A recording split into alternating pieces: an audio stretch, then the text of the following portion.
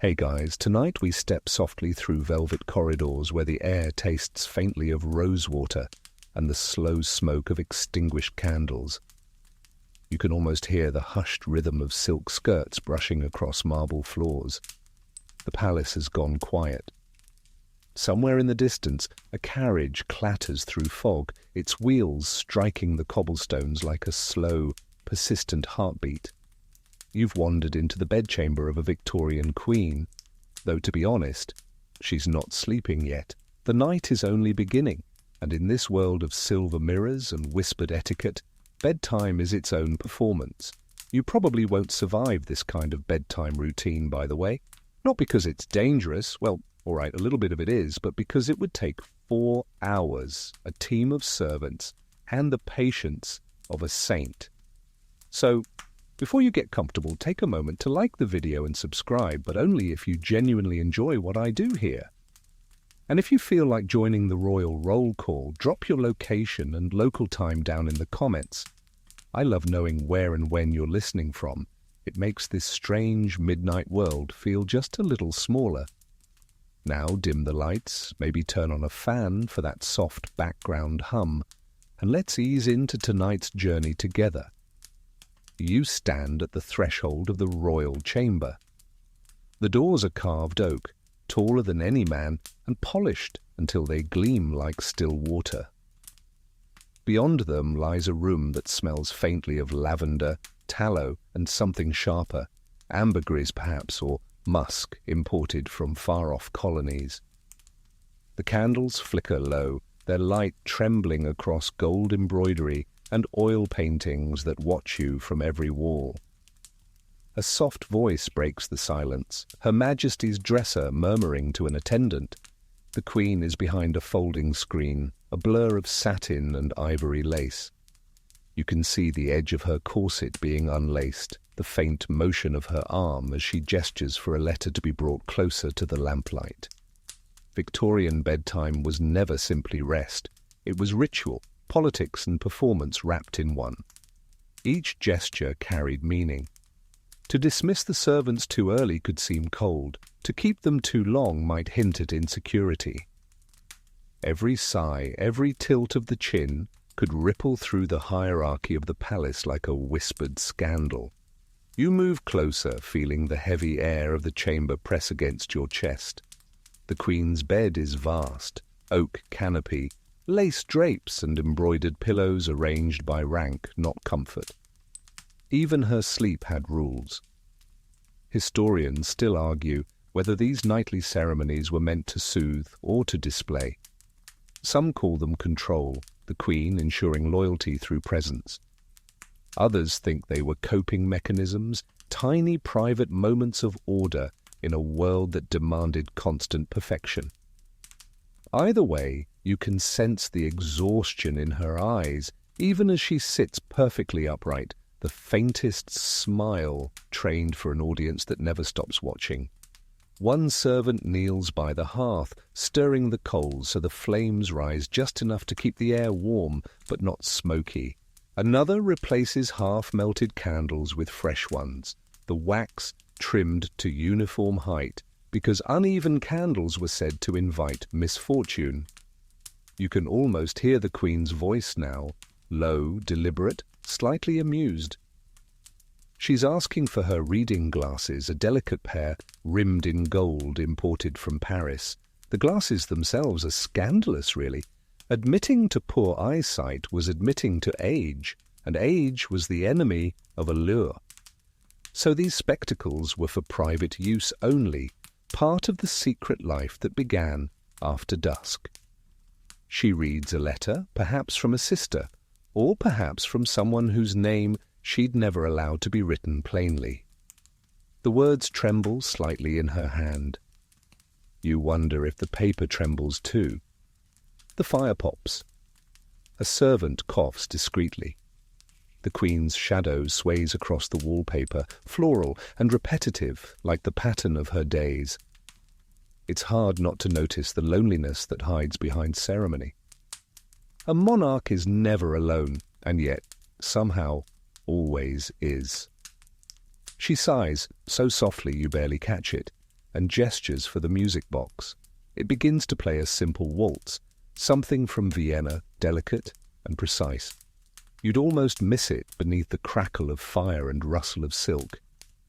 As the melody drifts, you imagine her mind slipping away from duty and diplomacy into something more personal. Maybe she's remembering a dance from 20 years ago. Maybe she's remembering the one she didn't marry, the one who smelled of tobacco and possibility. The Queen removes her jewellery last, a rule as old as the crown itself. Earrings, necklace and brooch placed into a small velvet-lined tray. A diamond ring lingers on her finger for a moment longer. Then she pulls it off, almost reluctantly. The ritual is practical but symbolic too.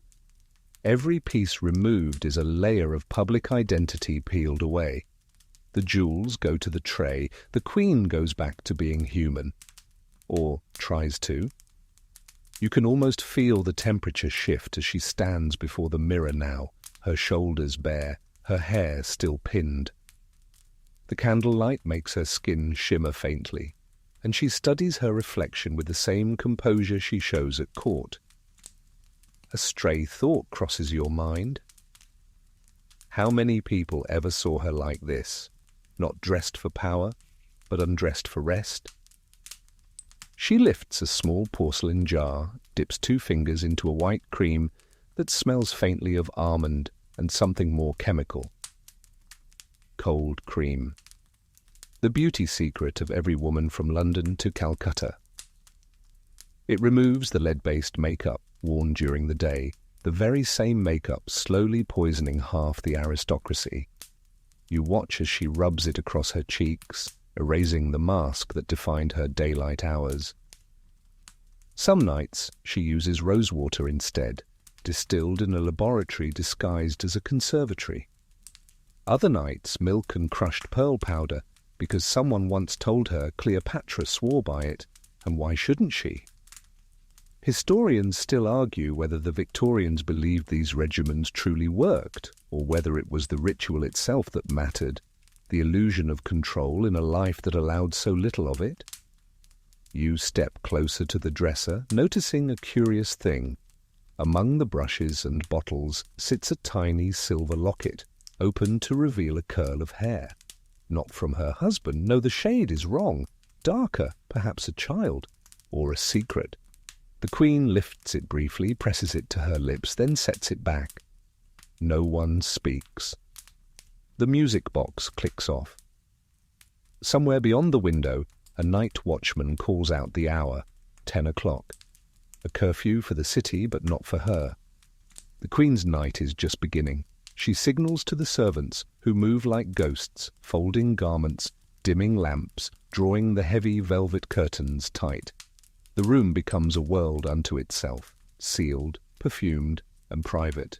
One final candle remains near the bed. Its light flickers against the mirror where 2 versions of her now exist, the Queen and the woman. For a moment, you think she might say something, to you, to herself, to the reflection.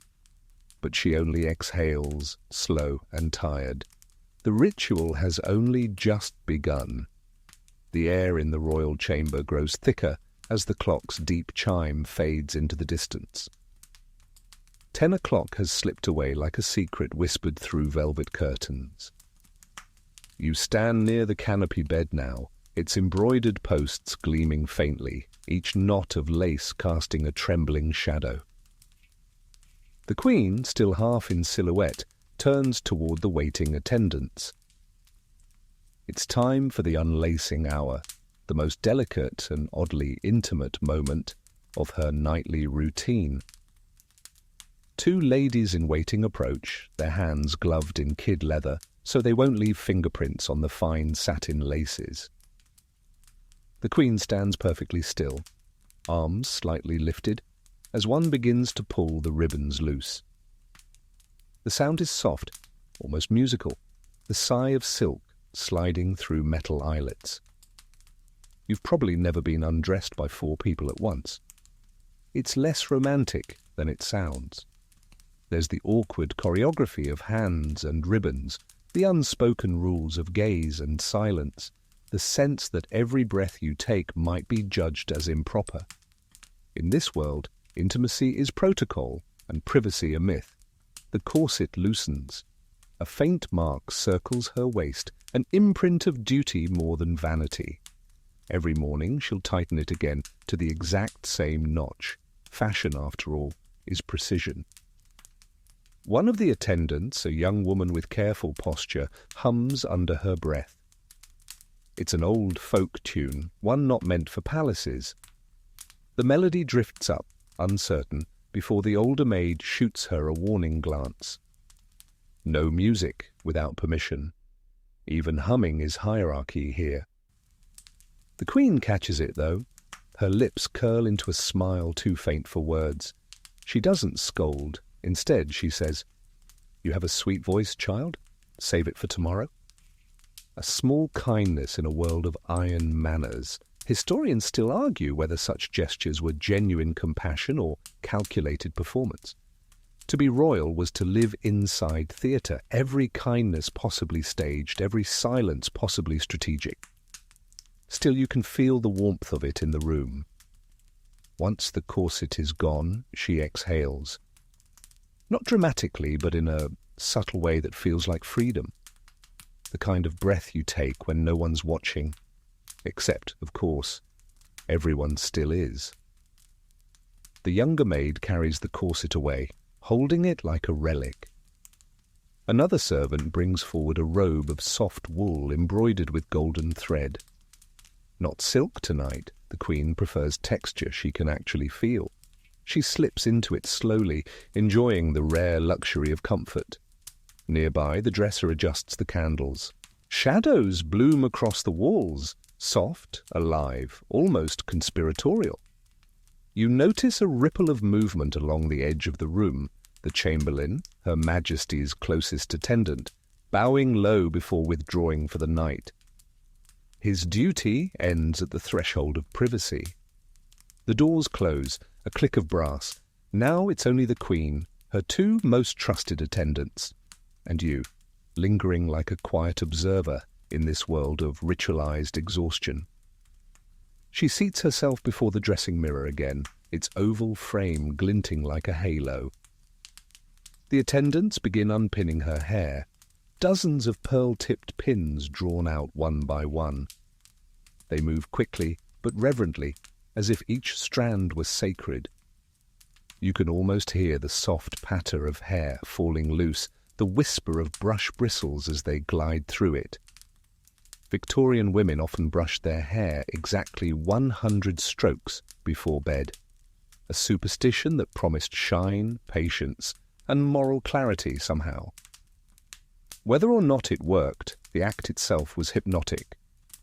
The repetition, the slow rhythm, it feels like prayer disguised as grooming. The Queen closes her eyes. For a moment, her entire empire narrows to the sensation of bristles through hair, the muted flicker of candlelight. Outside the window, a gust of wind rattles the panes.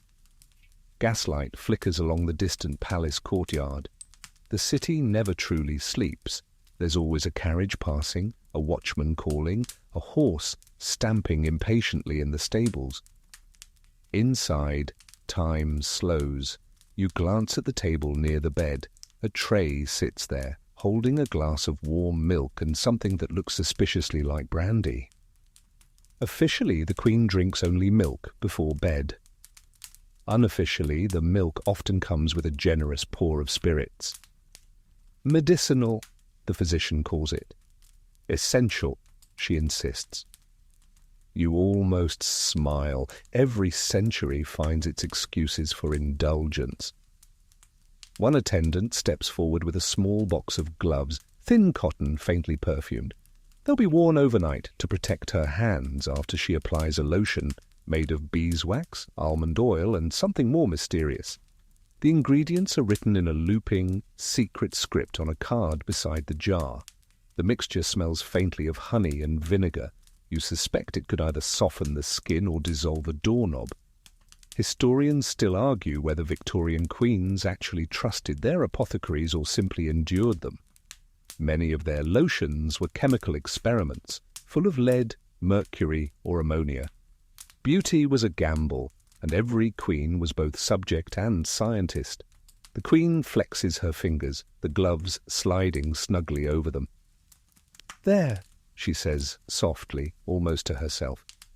"One must always appear gentle, even if one is not." The attendants don't answer. They've learned. Silence is safer than sympathy. The queen glances at the mirror again, then back at them. "Leave the lamp low tonight. I think I've seen enough of myself for one day." And with that, they retreat, bowing silently as they go. The last one pauses at the door. "Your Majesty, shall I bring the silver brush tomorrow?" "Yes, the silver one," she says. "It remembers better than I do." You're not sure what she means, but you feel the weight of it anyway. When the door closes, the room exhales. The air softens, the fire murmurs, and the queen, finally alone, leans back in her chair. She reaches for the letter again, the same one she'd read earlier. But this time, she doesn't read it. She folds it carefully, places it beneath a small porcelain figurine of a swan, and lets her hand linger there. The swan's wing is chipped. Someone tried to mend it years ago with gold paint that doesn't quite match. You can't help noticing the symbolism. Something broken, carefully hidden, never quite the same. The queen looks toward the bed now, towering like a monument. She won't climb into it yet.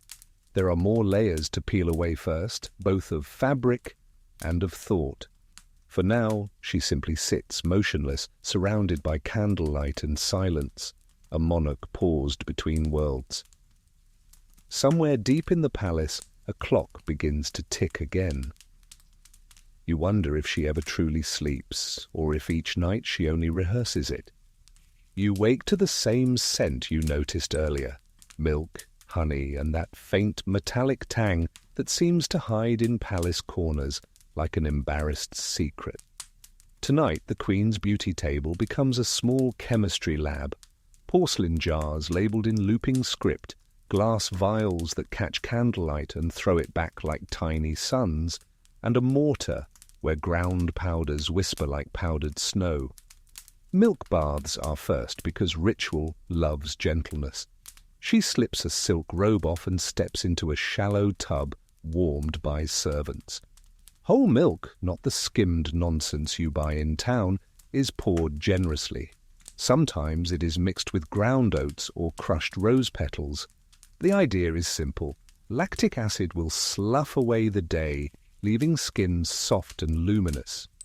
Cleopatra gets the comedy royalty nod. Clearly, she is still the influencer to beat. You soak while attendants pour honey from a silver spoon, sticky and deliberate, because honey not only sweetens, but was also thought to seal the skin like a polite little promise. But the ritual is not all pastoral. On a tray sits a small tin of white powder, an arsenic compound ground so fine it floats like ghost flour. It exists in whispers and in shopkeeping ledgers labelled as complexion wafers or whitening pills. A queen might dab a minute trace into her face cream or, more alarmingly, swallow a wafer to brighten the skin from within. The promise is porcelain perfection. The cost, centuries later, is easier for us to tally. Headaches, fatigue, discoloration, sometimes worse.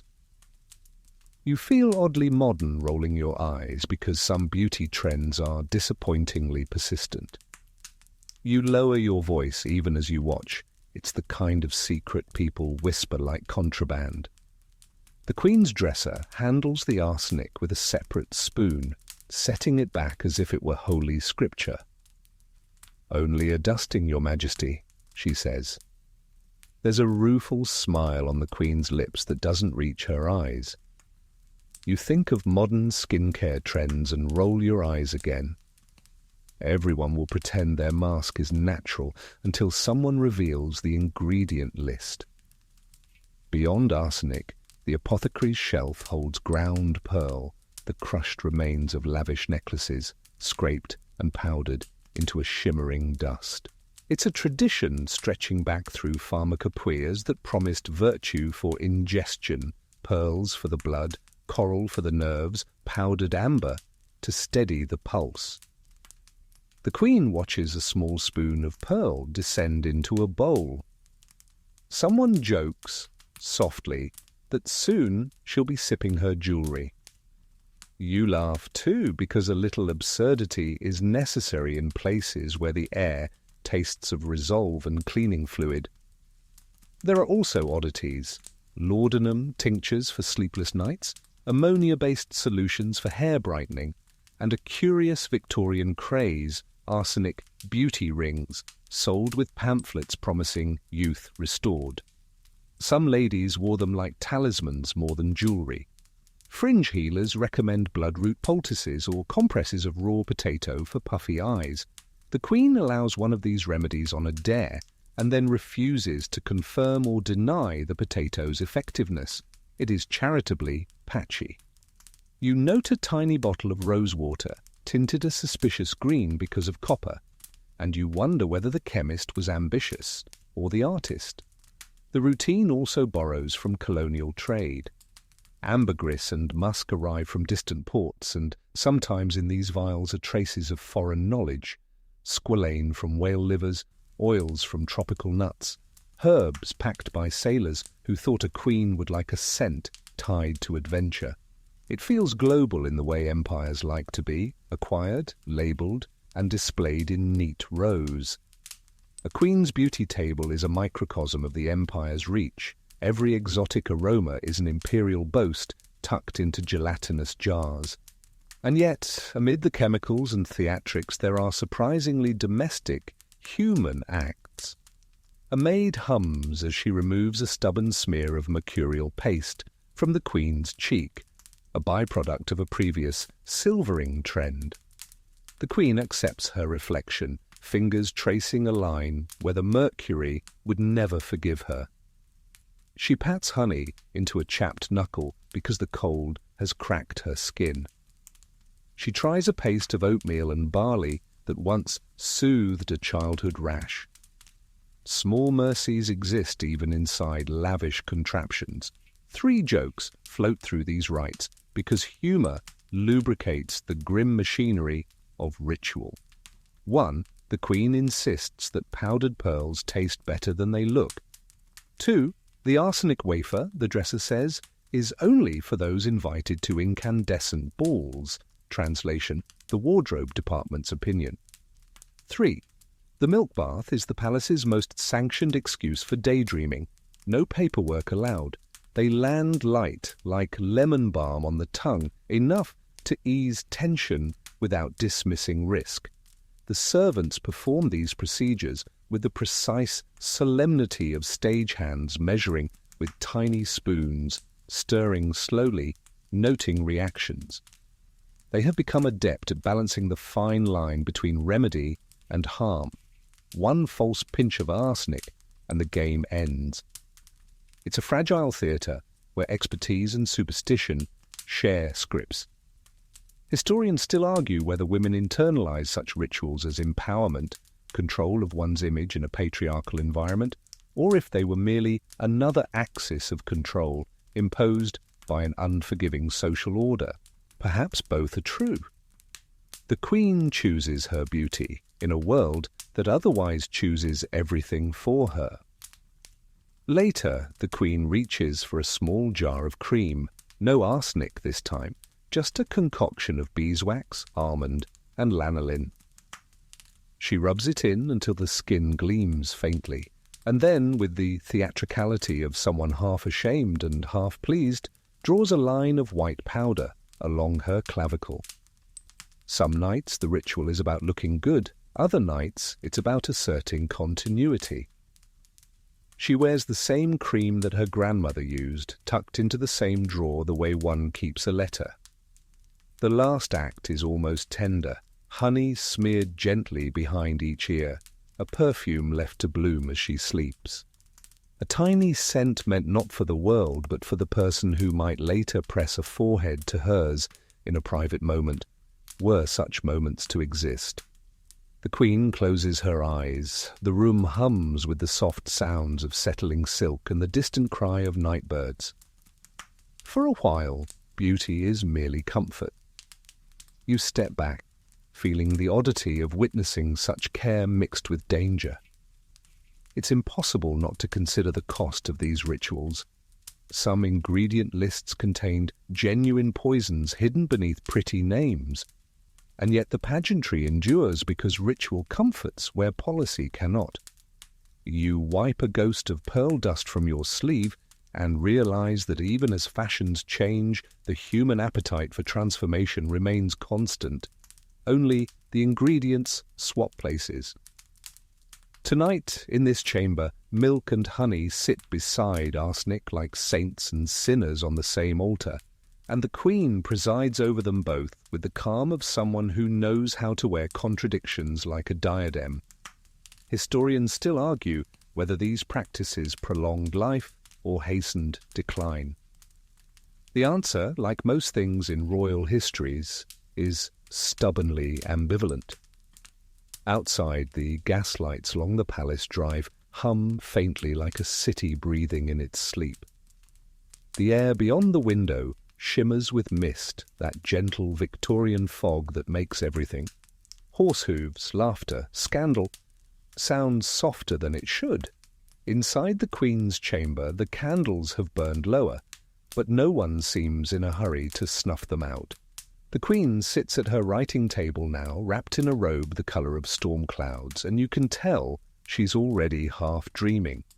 Her beauty rituals are done, the jars are closed, but her night is far from over. She dips her pen into ink and begins to write. Not to anyone she'll name aloud, not to her husband, not even to history. These are the letters that disappear. The maid nearest to her moves carefully, wiping traces of powder from the marble surface and replacing the empty vials on the shelf. Another checks the curtains, making sure not a single chink of moonlight betrays what happens here. In the corner, a notebook lies open, lists of formulas, mixtures, and half-legible notes like "for the complexion after tears" or "rose oil for faithless days." You realize what you're looking at, a private ledger of beauty, emotion, and something deeper. Every queen has her state papers, but this one keeps her diary in recipes. A knock interrupts her flow, a coded rhythm, not the usual knock of a servant. She doesn't turn around. "The hour is late," she says, her voice level, but her eyes flicker to the candle nearest the window. "Forgive me, Your Majesty," says the dresser, stepping in. "The carriage is outside. They've returned early from the opera. There's word from the Duchess." The Queen sighs softly. "Word or rumour?" The dresser smiles faintly. "At court there's hardly a difference." You suppress a laugh because you know she's right. Even at midnight, gossip seeps through palace walls faster than heat. The Queen waves a hand. "Let her speak of me, then. If she's talking, she's still alive." It's a small act of defiance, but it lands sharp as a pearl pin. Historians still argue whether royal women like her ever truly had friends, or whether companionship was another costume they learned to wear. Letters between queens and duchesses read like half-coded romances and half-cold treaties. Affection that could curdle overnight if one misstep reached the wrong ear. You notice the Queen dipping her pen again, her handwriting smaller now, more private. She's copying something from memory, a perfume recipe perhaps, or a line of poetry. You lean closer, careful not to breathe too loudly. It reads, "To sleep is to surrender the crown." She underlines it twice, then she folds the page, seals it with wax, and tucks it into the drawer beneath the inkstand. You can see dozens more letters beneath it, stacked like fragile ghosts. None are addressed. Some are dated, others not. Outside, the sound of wheels scraping against gravel grows louder. A carriage door slams. Laughter, quick, brittle, echoes through the courtyard. The Queen sets her pen aside and stares at the candle flame. "Do you hear it?" she murmurs to no one in particular. "That sound of the world continuing without permission?" You do, and for a moment it feels like the heartbeat of the entire empire. Her dresser moves to close the shutters, muttering about draught. The Queen stops her. "Leave them. I like to see the fog move." The fog moves like thought itself, slow, mutable, impossible to control. The scent of jasmine drifts from a dish of coals placed earlier to sweeten the air. The mixture is one of her own inventions: jasmine for calm, sandalwood for memory, and a drop of camphor for vigilance. It's the kind of thing that would horrify her physicians but comfort her spirit. You glance at the desk again. Beside the inkstand sits a narrow book bound in green velvet. The spine reads Lady Celestine's Cosmetic Memoranda, 1847. It's not an official manual, it's a smuggled copy of a forbidden pamphlet written by a society woman whose beauty secrets had scandalized the polite world. The Queen shouldn't have it, but of course she does. She flips to a page titled For Nights of Doubt. It advises, burn one strand of hair from one you love, mix its smoke with rose oil, and breathe deeply until regret forgets your name. You almost choke laughing, but the Queen doesn't. She actually smiles, slow and private. "Ridiculous," she whispers. And yet, she tears a single hair from her own head and drops it into the flame. The room smells faintly of burnt silk and roses. Historians still argue whether these acts were superstition or subtle rebellion, royal women defying the rational image of the empire through small, invisible rituals. In private, they became their own alchemists, turning emotion into incense, grief into perfume. The dresser watches without comment. Years of service have trained her eyes to stay neutral. But when the Queen looks away, the dresser scribbles something into her pocket notebook, one more secret recorded by someone who will outlive them all. You move toward the window and peek out. The fog has thickened, swallowing the carriages entirely. Only a flicker of lamplight remains. Somewhere a night patrol murmurs its route, somewhere else a horse stamps restlessly. Inside, the Queen leans her head against her hand, her eyelids heavy. She looks almost peaceful now, though her peace is borrowed, like her jewels. One candle gutters. The flame bends, sputters, then steadies itself again. You can almost imagine the palace breathing along with her. Inhale, exhale, centuries of decorum holding steady against the pressure of night. The maid nearest the fire clears her throat gently. "Shall I fetch your night shawl, Your Majesty?" The Queen doesn't answer right away. Her eyes are on the candle. Then she says, "No, I think I'll stay awake a little longer. Tonight feels, like it might confess something." And so you stay with her, listening to the faint scratch of pen on paper, the distant carriages retreating, the house settling into its endless hush. A final note goes onto the page, this one addressed simply to the silence. She signs it, not with her name, but with a small drawing of a crescent moon. You wonder who will ever find it. The room seems to exhale again, the way palaces do when all the business of state is finally over and only ghosts and insomnia remain. The Queen rises from her writing desk, leaving behind the faint scratch of quill and the scent of wax that smells faintly like old honey and secrets. She crosses to a low cabinet carved from dark walnut, the kind that looks heavy enough to contain confessions. The hinges groan when she opens it, and inside sits her personal collection of fragrances. Bottles line the shelves like tiny stained glass windows, green for vetiver, amber for musk, cloudy white for violet. You can tell, even without touching, that this is her sanctuary. The Victorians were obsessed with scent. Everyone smelled of something, often too much of something, because soap was expensive and deodorant was still more rumour than fact. But for queens, perfume wasn't just hygiene, it was armour. Every public event had a corresponding fragrance, a liquid mask for mood and meaning. Tonight, though, she isn't choosing for the court, she's choosing for herself. She picks up a bottle labelled Night Blooming Jasmine. The glass is etched with tiny vines, and when she uncorks it, the smell floods the room, sweet, heady, and dangerously alive. Jasmine opens at night, just like her, delicate in daylight, but untamed after dark. She dabs a drop behind each ear, then on the pulse at her wrist. The heat of her skin coaxes the scent upward. "Too much?" she murmurs. The dresser smiles, tired but affectionate. "For mortals, perhaps. For your Majesty, never." The Queen laughs softly. "A loyal answer. You may stay." Perfume was as political as it was personal. The wrong fragrance could signal grief or seduction, alliance or defiance. Historians still argue whether the Queen's signature scent, a mix of rose, ambergris, and a touch of violet, was a message. Rose for virtue, violet for humility, ambergris for power. 3 contradictions in one bottle, worn by a woman trained to be all things at once. Ambergris, of course, came from the sea, a waxy secretion found in the stomachs of whales, worth its weight in gold.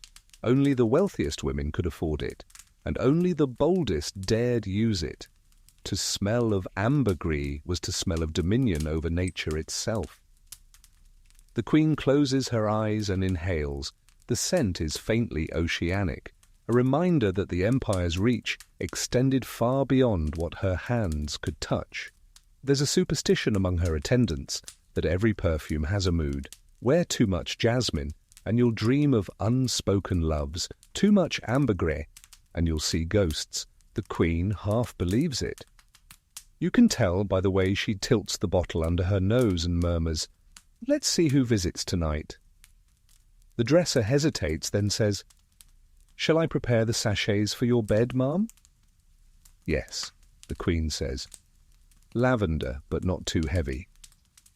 The sachets are small silk pillows filled with dried herbs, lavender for sleep, rosemary for protection, and sometimes crushed orris root for what the Victorians called sweet melancholy. Each is tied with a ribbon the colour of the Queen's mood. Tonight she chooses silver. The dresser disappears into the anteroom to fetch them, leaving you and the Queen alone for the first time. She stands before the mirror again, her reflection haloed by candlelight. For once, she doesn't examine her face. She studies the air around her as if watching the perfume itself move. There's something almost devotional about the way she breathes it in. You realize that for her, scent is more than vanity, it's memory. Her first coronation bouquet, the garden her mother loved, the opera cloak still faintly carrying the cologne of someone now forbidden. She lifts another vial, smaller, unmarked. "This one," she whispers, "isn't for public use." You catch a trace of it before she applies it, a dark, resinous smell, almost spicy, myrrh, used in embalming, in temples, in ancient rituals of farewell. She places a drop on her palm, then presses her hands together, as if sealing a prayer. A strange calm fills the air. You can't tell if it's reverence or resignation. She speaks again, not to you, but to her reflection. Perfume tells the truth even when you don't. It's the kind of line that sounds like poetry and prophecy at once. Outside, a bell tolls 11. The city has gone quiet, the fog thick enough to muffle even the hoofbeats. Inside, the Queen closes the cabinet, and the bottles gleam faintly in the candlelight like stars behind glass. She crosses to the bed, now freshly turned down, the lavender sachets tucked among the pillows. The linens are crisp, white as untouched snow. You'd expect the bed of a monarch to be grand, maybe gilded, but it's modest by royal standards. Wide, yes, but worn soft in the centre from years of ritualized restlessness. She runs her fingers across the coverlet, then turns to the dresser, returning with a new bottle of perfume. "Your order from Grass arrived today, ma'am," the dresser says. "Orange blossom, as requested." "Ah," the Queen smiles, "a scent for beginnings." She takes it, uncorks it, and inhales. The fragrance is lighter, hopeful somehow, like morning trapped in glass. She sets it aside.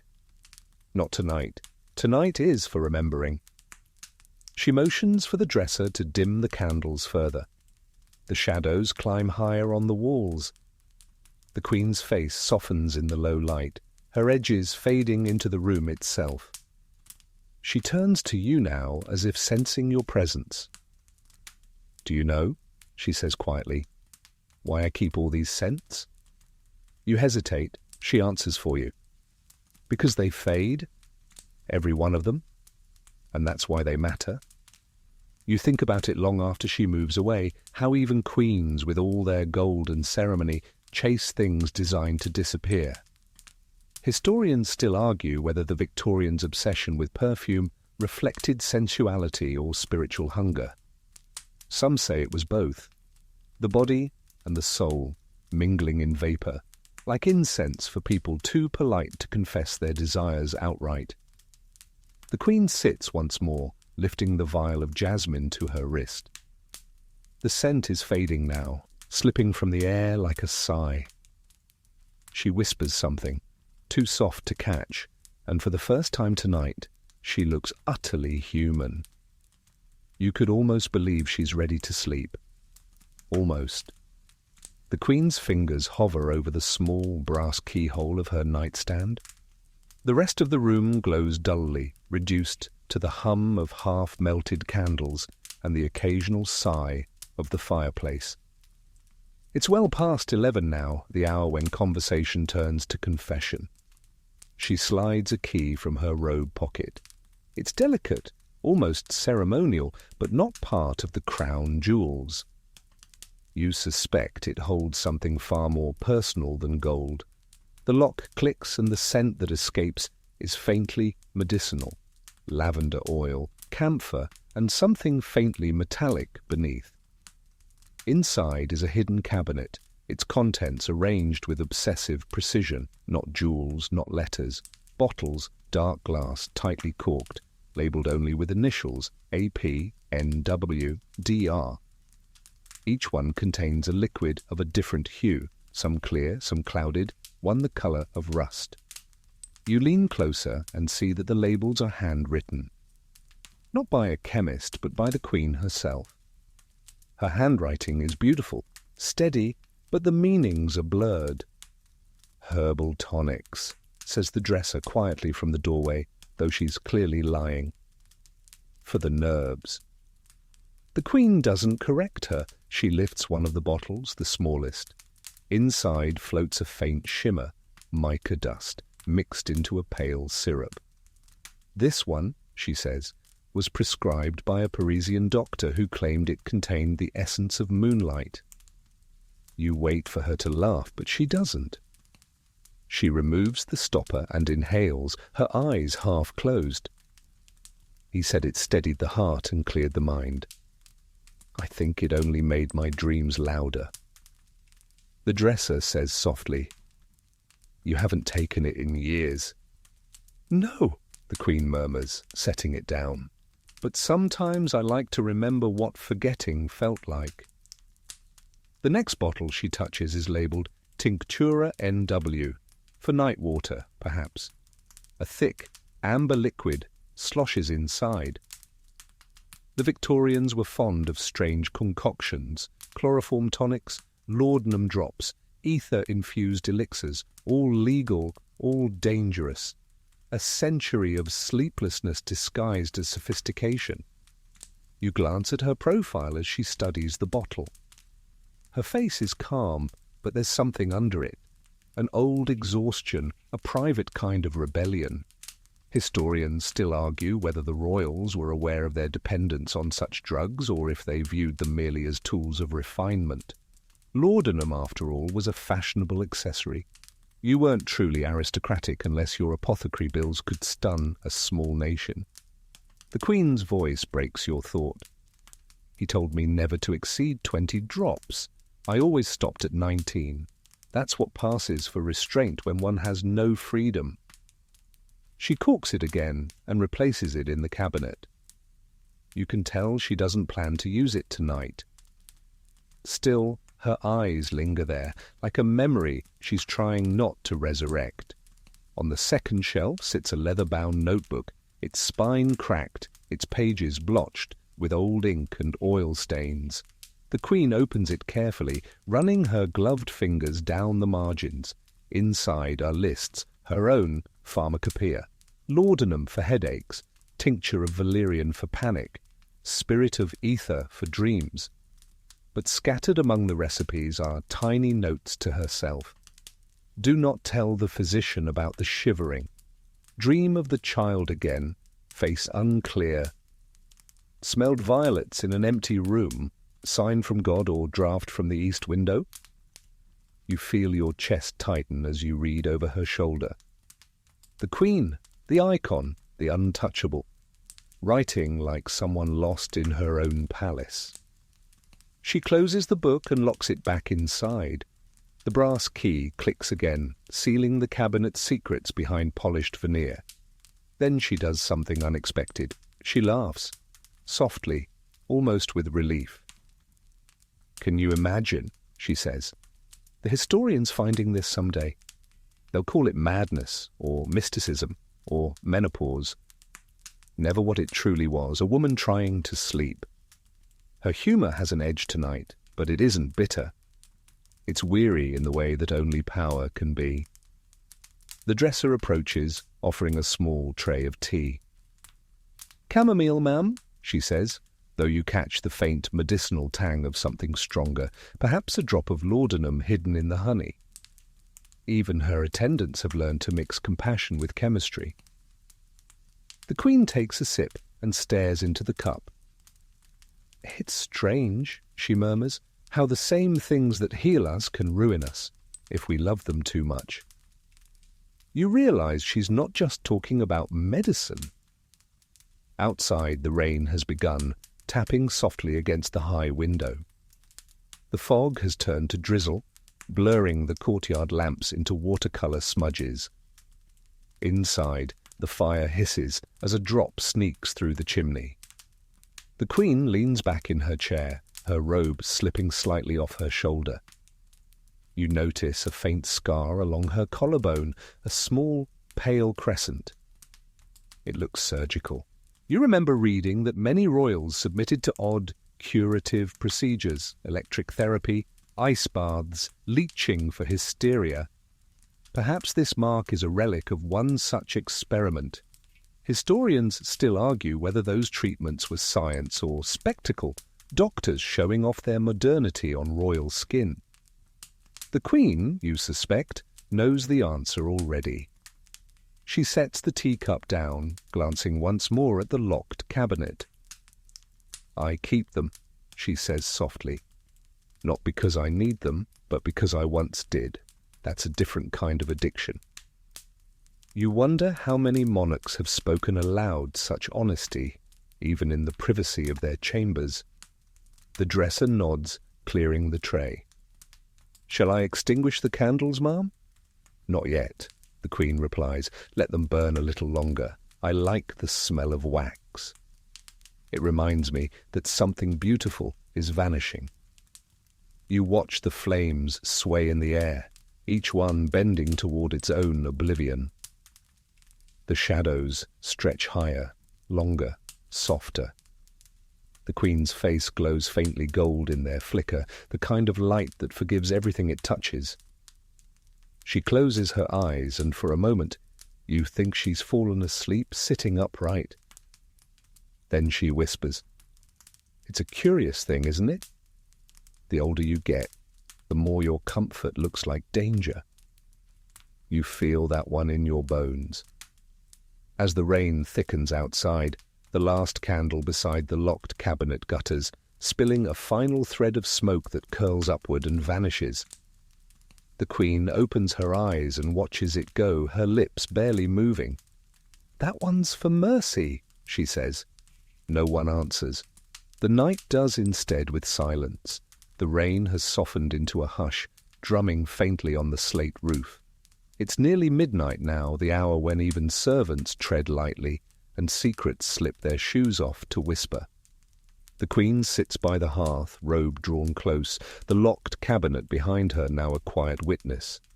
The tea has gone cold, and the fire burns low enough that its light looks almost liquid. You think the night might finally release her to sleep. But then she beckons toward the inner door. "Let them in," she says softly. The dresser hesitates. "All of them, ma'am." "Yes," the Queen murmurs, "all. It's raining and gossip multiplies in damp air." The door opens and her ladies-in-waiting enter one by one. You count 3, 4, then 5 of them, each wrapped in their own version of nightwear, silks, laces, shawls embroidered with initials that glint faintly like secrets. These are the only people permitted to see the Queen without the armour of daylight. They curtsy, half asleep, half awake, moving like a school of shy fish in warm water. The Queen gestures to the circle of chairs around the fire. "Come, sit. We'll have the talk." The talk. You've heard of it in whispers. An informal ritual that took place among royal women long after the day's audiences had ended. A place where politics, vanity, and heartbreak all tangled themselves into silk threads of conversation. They settle in. The firelight paints their faces with the same soft gold that has touched centuries of queens before them. The first to speak is Lady Agnes, the youngest and boldest. "Your Majesty," she begins, trying and failing to hide a smirk. "Her Grace the Duchess of Sutherland wore a gown tonight so heavy with pearls that she could barely breathe." The Queen laughs, quietly but fully. Then she has found a way to make her suffering decorative. Laughter ripples through the circle. You can tell that these are moments when rank bends just enough to let warmth slip through. The conversation drifts, as late-night talk does, from trivial to tender. One lady confesses that her fiancé prefers spiritualism to conversation. Another swears she's seen the portrait in the South Hall wink at her after midnight. The Queen listens to it all, sometimes amused, sometimes far away. "Tell me," she says at last, "if your mirrors could speak, what would they say about you?" A hush falls over the room. Lady Margaret, the eldest, answers first. "Mine would say I spend too long pretending to be content." The Queen tilts her head. "And are you?" "Most days," Margaret says, "but not the quiet ones." The Queen smiles faintly. "Ah, then you are honest and therefore doomed." You feel the shift in the air, a shared ache like the room itself, sighing. Another lady, the smallest of the group, murmurs, "What would yours say, ma'am?" The Queen glances toward the mirror across the room. Its surface flickers with firelight. "Mine," she says, "would tell me to stop watching it." That earns a soft chorus of laughter again, though it fades quickly. Historians still argue whether queens like her truly confided in their ladies or merely performed intimacy for the comfort of being seen. But right now, what you're witnessing feels too unguarded to be performance. The power dynamic is still there, always there, but for a few minutes, it seems like everyone has forgotten who outranks whom. Lady Agnes leans forward, whispering, "Ma'am, is it true what they say, that you have a vial of nightshade among your perfumes?" The Queen raises an eyebrow. "If I do, it's not for the reason they think." "Oh?" "It keeps the others in line," she says, smiling. A joke, but maybe not entirely. They all laugh again, the kind of laughter that teeters between amusement and relief. One of them, Lady Margaret again, takes a small tin from her pocket and opens it. Inside are sugared violets, purple as bruises. She offers them around. The Queen accepts one, placing it delicately on her tongue. The sugar melts, leaving the faint bitterness of the flower behind. "Do you know," she says, "that the Romans used violet syrup to soothe grief?" The women nod. Some look uncertain whether it's true. "It is," the Queen continues, "but the Victorians only use it for mourning." A small silence follows. Everyone knows who she's thinking of, names too sacred or scandalous to speak aloud. The fire cracks. Outside, thunder rumbles distantly over the Thames. Lady Agnes shivers. It feels like the world is listening. The Queen looks toward the ceiling. It always is. You can almost feel the centuries crowding in, the portraits, the ghosts, the hush of expectation. The talk shifts again, mercifully lighter. They whisper about suitors and scandals, the latest political marriages. One lady swears that a certain earl dyes his beard. Another confides that her cousin was seen holding hands with a poet, an actual poet, in public. The Queen covers her smile with her teacup. "Then perhaps there's hope for us all," she murmurs. She gestures for more tea, this time without laudanum. The servants reappear silently, pour, and vanish like mist. The women sip, the china clinking softly, and you're struck by how timeless this is, how small rituals like this repeat through every century under every crown. Historians still argue whether such midnight councils influenced politics or merely emotions. Some letters suggest policy ideas were born in whispers by firelight, hidden under layers of laughter. Others claim the Queen used these gatherings to gauge loyalty, not through words, but through who laughed too quickly. The Queen, you suspect, enjoys both interpretations. As the rain fades to a drizzle again, the conversation grows gentler, more slurred with fatigue.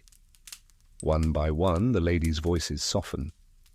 One dozes off mid-sentence, her head resting against her sleeve. The Queen rises. "Enough," she says quietly. "Dreams will finish the sentences we leave open."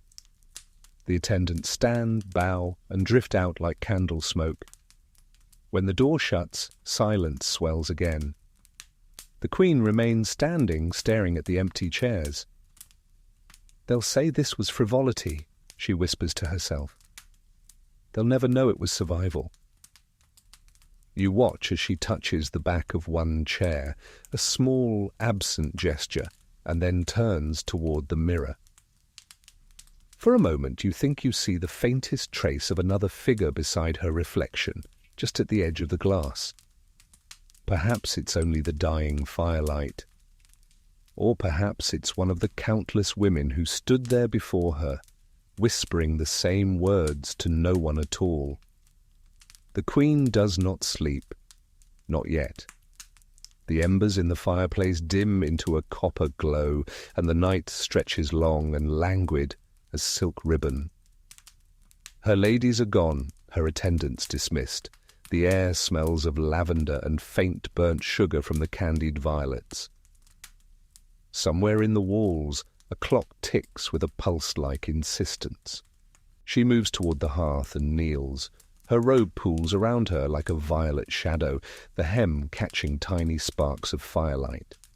On the small marble ledge rests an ornate brass urn, decorative, supposedly empty. But you can tell by the Queen's careful touch that it is anything but. From within, she draws a bundle of parchment tied with silver thread. Old letters, dozens, maybe hundreds, some folded delicately, some worn through the creases. She lays them one by one on the floor before her. You already know what she's about to do. The letter burner, every Victorian Queen's most sacred nightly ritual. Once the fire dwindles low enough not to smoke, she begins feeding the letters into it. Slowly, deliberately, one at a time. The first flares quickly, too quickly, and vanishes. The next curls inward, words dissolving into orange lace. A faint scent of old ink, wax and violet oil fills the room. You find yourself holding your breath. She whispers something, perhaps a name, perhaps a prayer. A letter catches stubbornly at the edge, half burned, half whole. You glimpse the writing, my dearest heart. If they knew what I risk for these words, then the flame folds the paper inward, and the rest becomes smoke. Historians still argue whether this ritual was sentimental or strategic. For queens, love letters were political dynamite, each word a fuse waiting to ignite reputation or rebellion.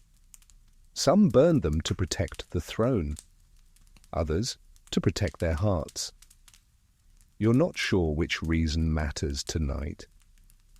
The Queen pauses, fingers hovering over another letter, this one sealed with blue wax. She doesn't open it, only stares at the seal for a long moment before feeding it to the fire. The flames flare again, briefly illuminating her face. Her expression is unreadable, neither sorrow nor relief. Only a strange, hollow composure. You'd think, she murmurs, that words would burn faster. She feeds 3 more. 4. A draught sneaks in from the chimney, swirling the smoke into shapes that almost resemble handwriting. The Queen tilts her head, watching the rising tendrils like she's reading them anew. Once, when you were small, you might have believed smoke carried messages to heaven. Watching her now, you realize she still believes something like that. She stops for a moment, choosing a letter from the very bottom of the pile. Its edges are browned, as though time itself already started the work of erasure. The ink has bled, but you can make out a few words. Forgive what the crown forbade. She doesn't burn that one. Not yet. Instead, she reaches for a poker and stirs the embers, coaxing them back into orange bloom. I was told, she says softly, that paper remembers what the heart forgets, but perhaps fire remembers better. Her voice trembles only on the last word. The last of the letters goes into the urn's empty belly. The flame's reflection ripples in her eyes, and for a moment you can almost see her younger self there. The hopeful girl who once wrote these words, who once waited for replies that never came. She leans forward and whispers into the fire. You may keep what I cannot. The words sound rehearsed, like something she's said before, perhaps every night. The room grows smoky now. The air tastes faintly metallic. You want to open a window, but you can't move. The Queen, though, doesn't seem to notice. She's watching the ashes settle like grey snow. Somewhere in the corner the cat stirs, a soft grey creature that has been sleeping unseen this entire time. It stretches, yawns, and pads silently across the rug toward her. The Queen reaches down, absent-mindedly stroking its fur. The creature purrs once, twice, and curls up beside the hearth. There, see, she whispers to it. Even the small things stay loyal. You feel that line like a needle. Historians still argue about the contents of those destroyed letters. Some claim they were romantic, scandalous even. Others believe they were diplomatic, early drafts of policies never enacted. But those who have studied her handwriting note something else. Her marginalia.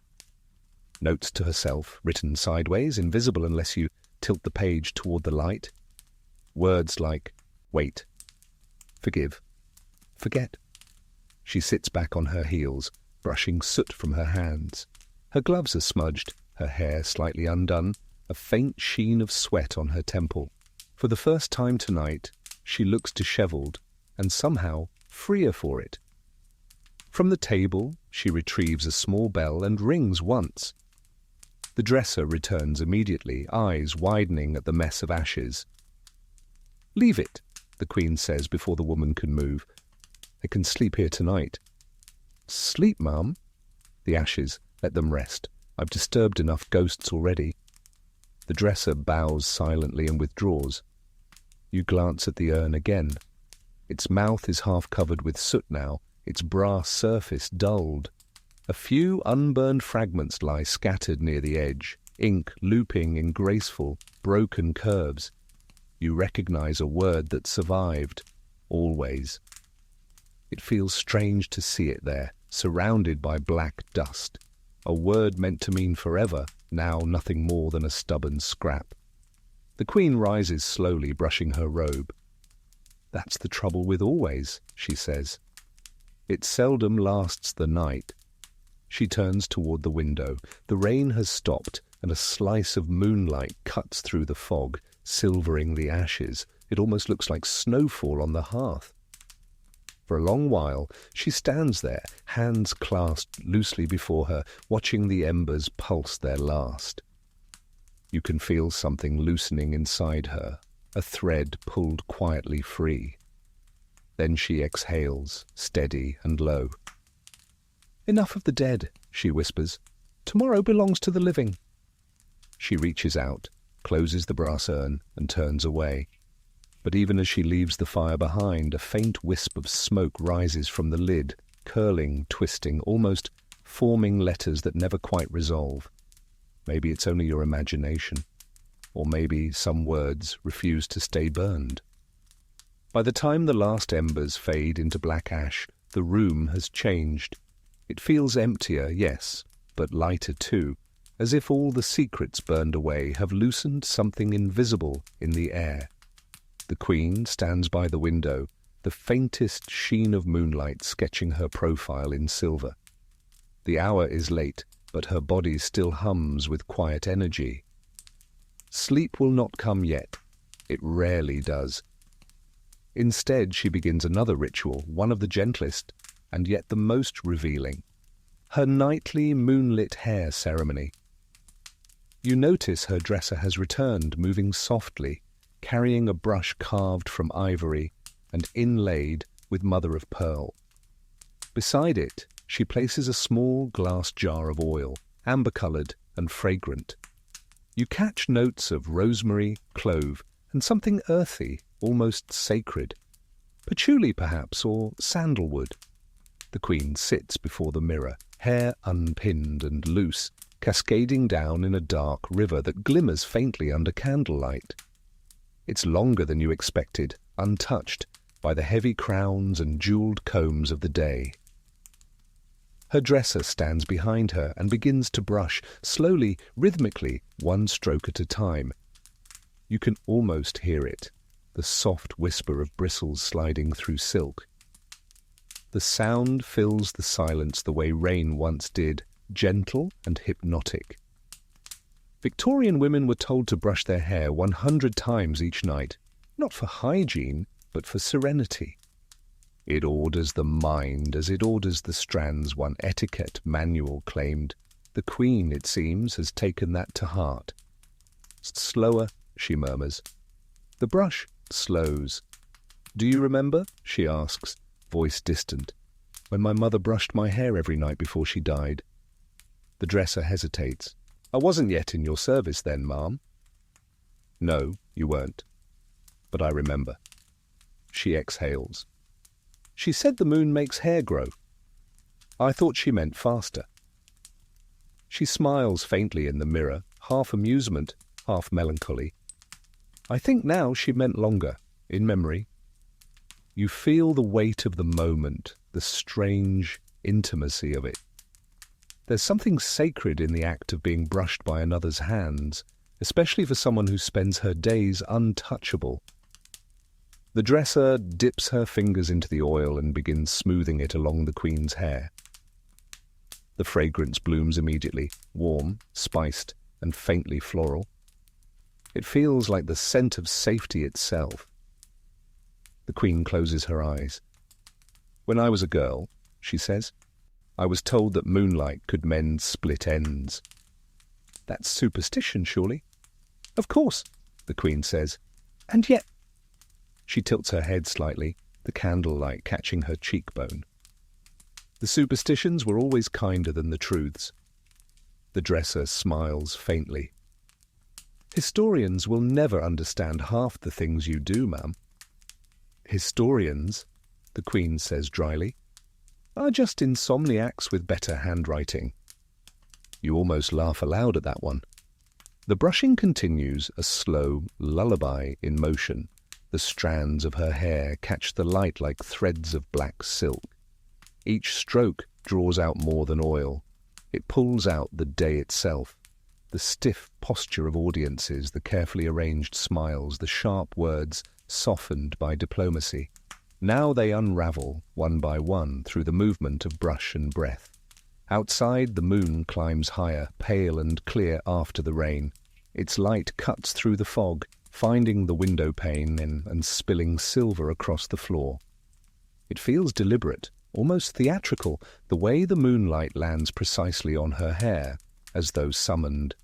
The Queen notices. "See?" she murmurs. "She's come to check my progress." "She?" "The moon," she says, half smiling. "She's an old gossip. Pretends to keep secrets, but she tells everything to the tide." Her dresser chuckles softly. Historians still argue whether Victorian queens truly believed in lunar influence or merely found comfort in pretending to. But science or no, the Queen seems to feel something real in this communion with the night sky. She lifts a hand and gestures for the brush. "Let me!" The dresser steps back, and the Queen takes the brush, running it through her hair herself now, slower still, savouring the rhythm. Each movement is deliberate, meditative. She begins to hum. You recognise the tune. It's the same folk song one of her maids hummed earlier, the one that earned a warning glance. But from her it sounds transformed, both regal and fragile, like something remembered from childhood, but sung with an adult's ache. As she brushes, she begins speaking. Not to you, not to the dresser, but perhaps to her reflection. "They said a woman's hair holds her thoughts," she murmurs. "That if she cuts it too short, she might lose her wisdom. Imagine that, knowledge measured in inches." She laughs softly. No wonder men were always terrified of long hair.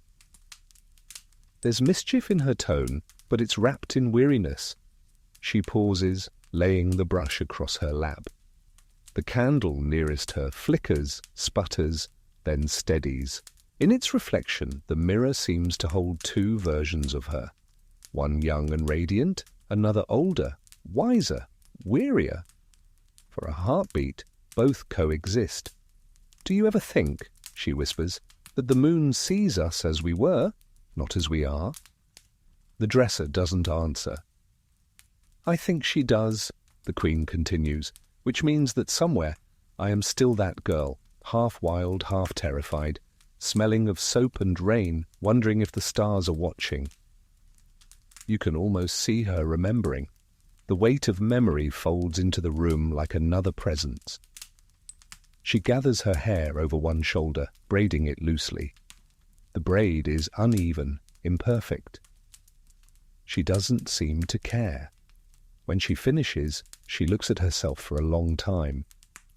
Then almost shyly, she says, "He once said my hair looked like spilled ink." A pause. "And I told him. Then I suppose I'll stain every page I touch."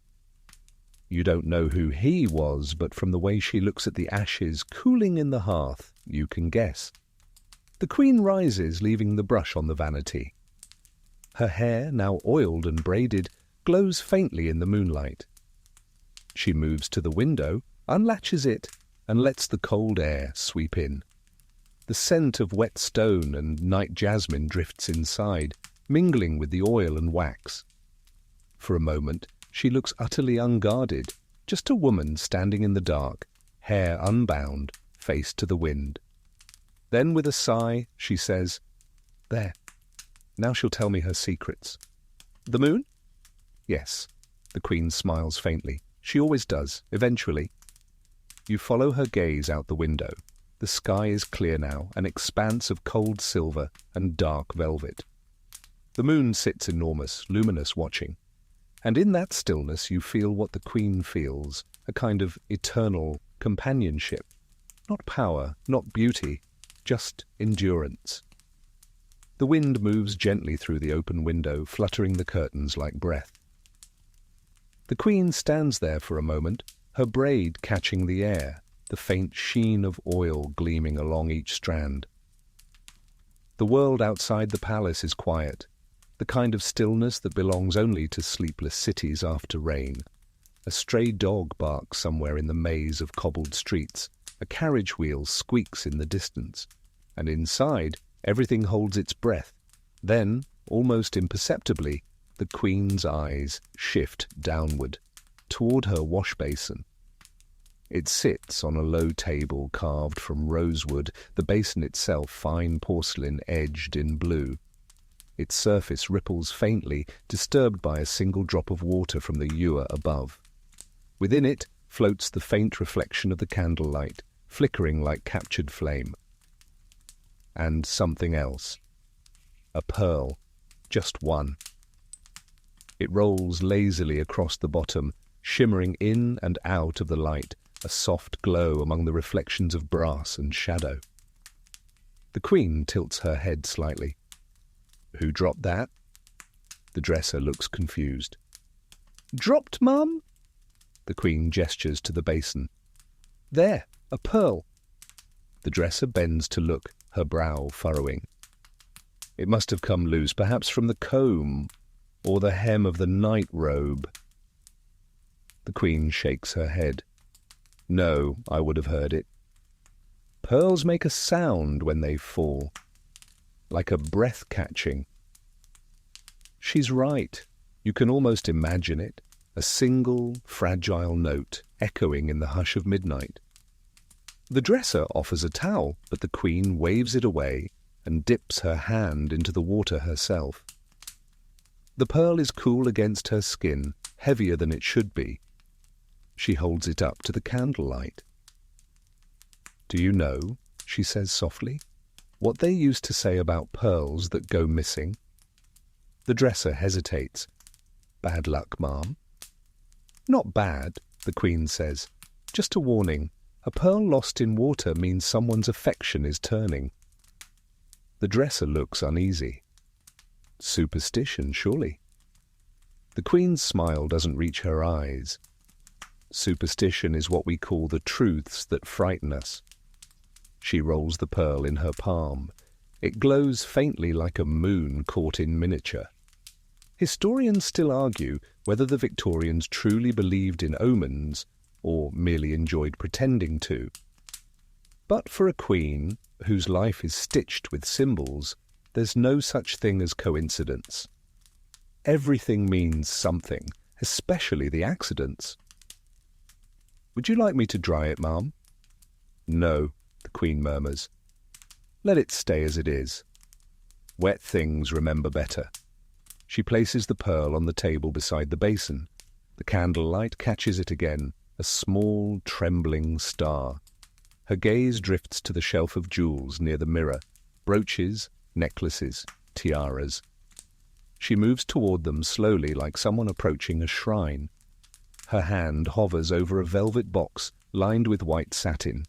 Inside, a string of pearls lies coiled, perfect and symmetrical, every orb the same size, the same sheen.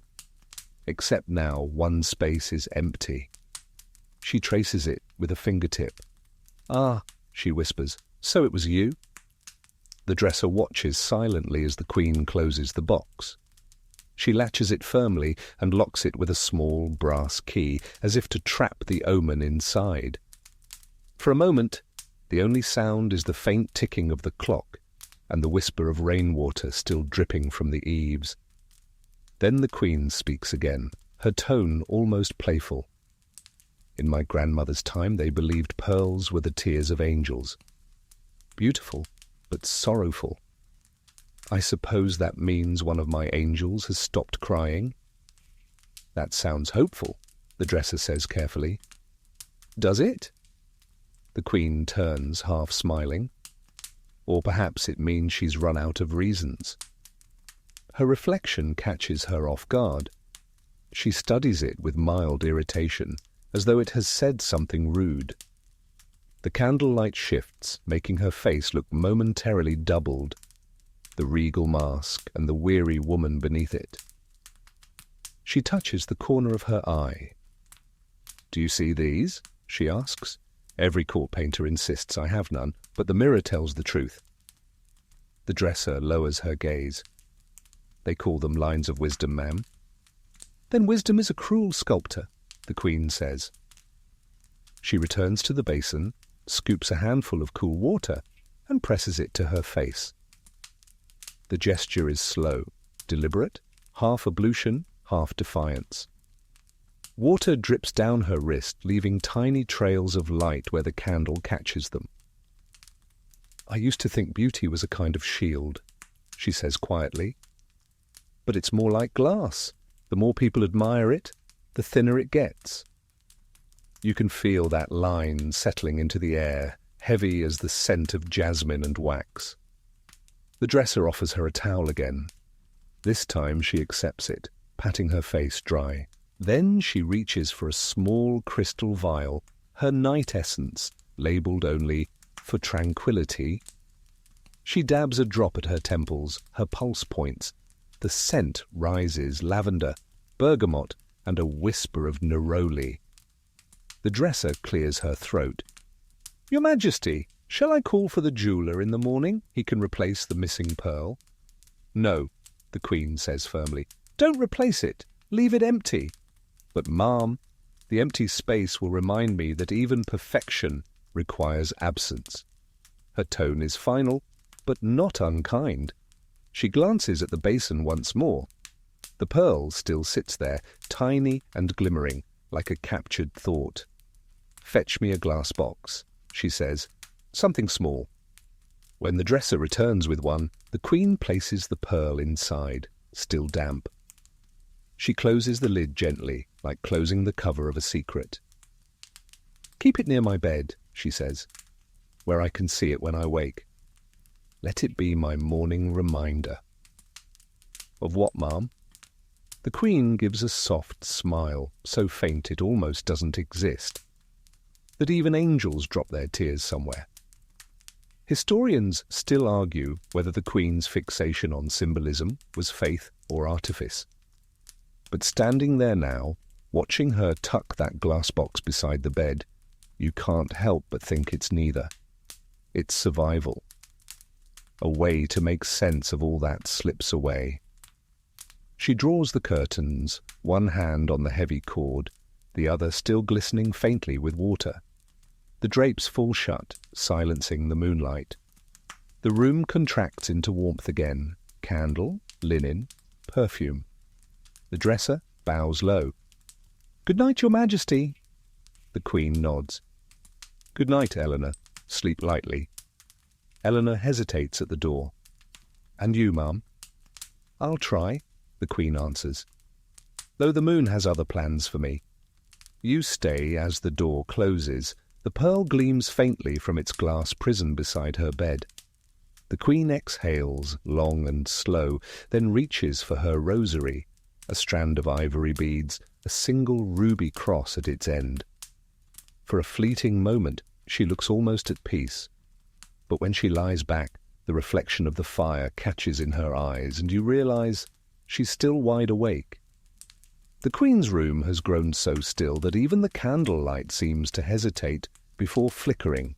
The curtains are drawn, the air perfumed with lavender, bergamot, and that faint mineral scent of rain on stone. The pearl glimmers faintly in its little glass box beside the bed. Everything is perfect, too perfect, and still she cannot sleep. You can feel it, her body tense beneath the silken sheets, her breath measured, her mind still spinning through the rituals that were supposed to soothe her. But the truth is that the Queen, like many of her age, is a lifelong insomniac. Tonight will be no exception. She sits up, pulling the coverlet to her chest. "Bring the tonic," she says softly, though there's no one left awake to hear. A few seconds pass, and then the inner door creaks. Eleanor reappears, silent, robe drawn close. She carries a silver tray holding a small glass vial, clear liquid, thick as syrup, and a delicate tumbler etched with the royal crest. The Queen nods. "Thank you. That will do." Eleanor sets the tray on the bedside table, eyes downcast. "I've mixed it with honey this time, ma'am, for the taste." "Then you've ruined it," the Queen says dryly. "But perhaps I deserve sweetness." Eleanor hesitates. "You'll sleep tonight?" The Queen looks toward the locked cabinet by the hearth. "That depends on whether this one still remembers how to lie." The maid curtsies and withdraws again. Now it's just you and her, and the vial. You recognize it instantly. Laudanum. The Victorians' liquid lullaby, equal parts opium and alcohol, prescribed for everything from headaches to heartbreak. It was the age's most polite poison, poured by doctors and poets alike. Historians still argue whether laudanum truly calmed the mind or merely silenced it. The difference, as the Queen knows, is subtle and irrelevant. She pours a measure into the tumbler, the liquid catching the candlelight like amber. The scent is sharp, medicinal, faintly floral. She swirls it once before lifting it to her lips. You watch her face soften as she drinks, not because of pleasure, because of relief. She leans back against the headboard, eyes half closed, tracing a finger along the rim of the glass. "There," she whispers.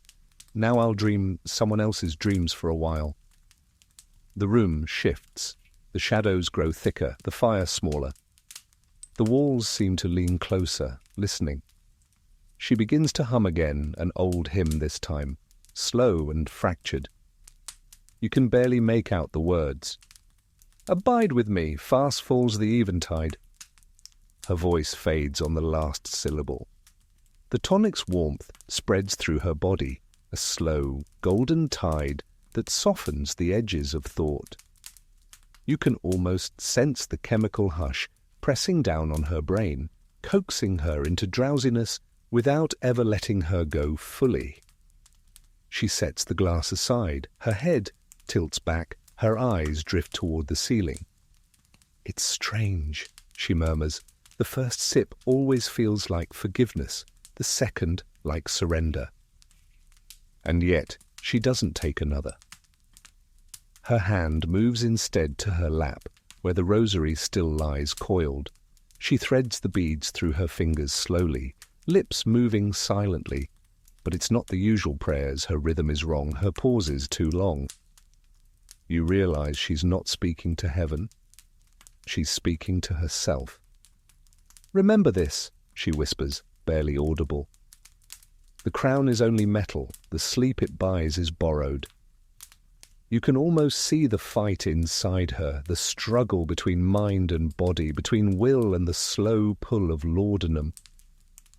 She blinks, trying to focus on the candle flame. It wavers, splits into two, then three.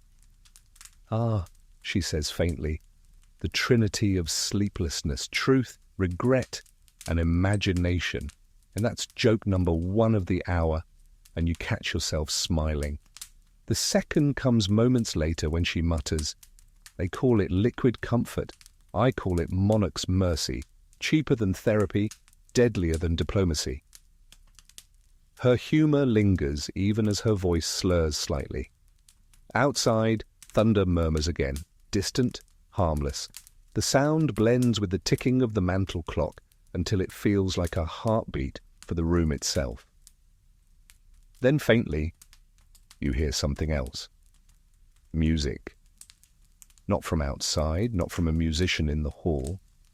It's coming from the other side of the room. The phonograph, wound earlier and left forgotten. Its brass horn glows faintly in the dark. The wax cylinder turns slowly, emitting a ghostly waltz, warped by age and static. The Queen smiles. "He played this once," she murmurs. In Vienna. Said it sounded like walking backward through a dream. Her hand tightens around the edge of the sheet. He was right. For a moment, you can see her there. Not the queen, but the woman. Younger, unguarded, spinning across a ballroom floor while violins blurred into laughter. And then it's gone. The memory collapses under the weight of the present. She exhales, long and shaky. I told him not to send the music back with me. But he did. He always did what was forbidden, just slowly enough to make it look polite. You wonder who she means, but she doesn't elaborate. The laudanum has loosened her restraint, but not her discretion. Historians still argue whether this unnamed he was real or myth, a projection of loneliness into correspondence. Some even suggest she invented him, a ghost lover, to keep the nights from echoing too loudly. She reaches for the pearl box again, opens it, and stares. The small orb gleams like an eye. I should have swallowed it, she whispers. At least then the moonlight would finally stay where it belongs. Then, catching herself, she laughs, a quiet, breathy laugh. Don't worry, I'm not that dramatic. That's joke number 3. She closes the box and sets it back, her hand lingering on the lid. Perhaps the real tonic is in remembering, she murmurs, or in forgetting that you can't. Her words blur now, her head dips slightly. The waltz stutters, the wax cylinder running out of spin. The silence that follows feels heavy, immense. You think she's fallen asleep, but her lips move once more. Historians, she murmurs, eyes barely open, will call this vanity, but they never knew the kind of nights power buys. Then her breathing slows, not the steady rhythm of sleep, but something halfway between rest and surrender, like a truce signed under candlelight. The fire cracks once more, then dies into a low orange line. The rain starts again, soft and forgiving. You stay there beside her, listening to the last threads of her wakefulness unravel, each breath another line of history fading into silence. The pearl glimmers faintly through the dark. The queen doesn't move. And for the first time tonight, neither do you. The tonic is beginning to settle in her blood like fog. Thin at first, then thicker, curling through her mind in lazy tendrils. For most, this would be the point where thought gives up, where the line between memory and dream dissolves. But the queen's mind, even drugged, refuses surrender. Her eyelids lower, half shut, and yet she remains suspended, somewhere between wakefulness and reverie.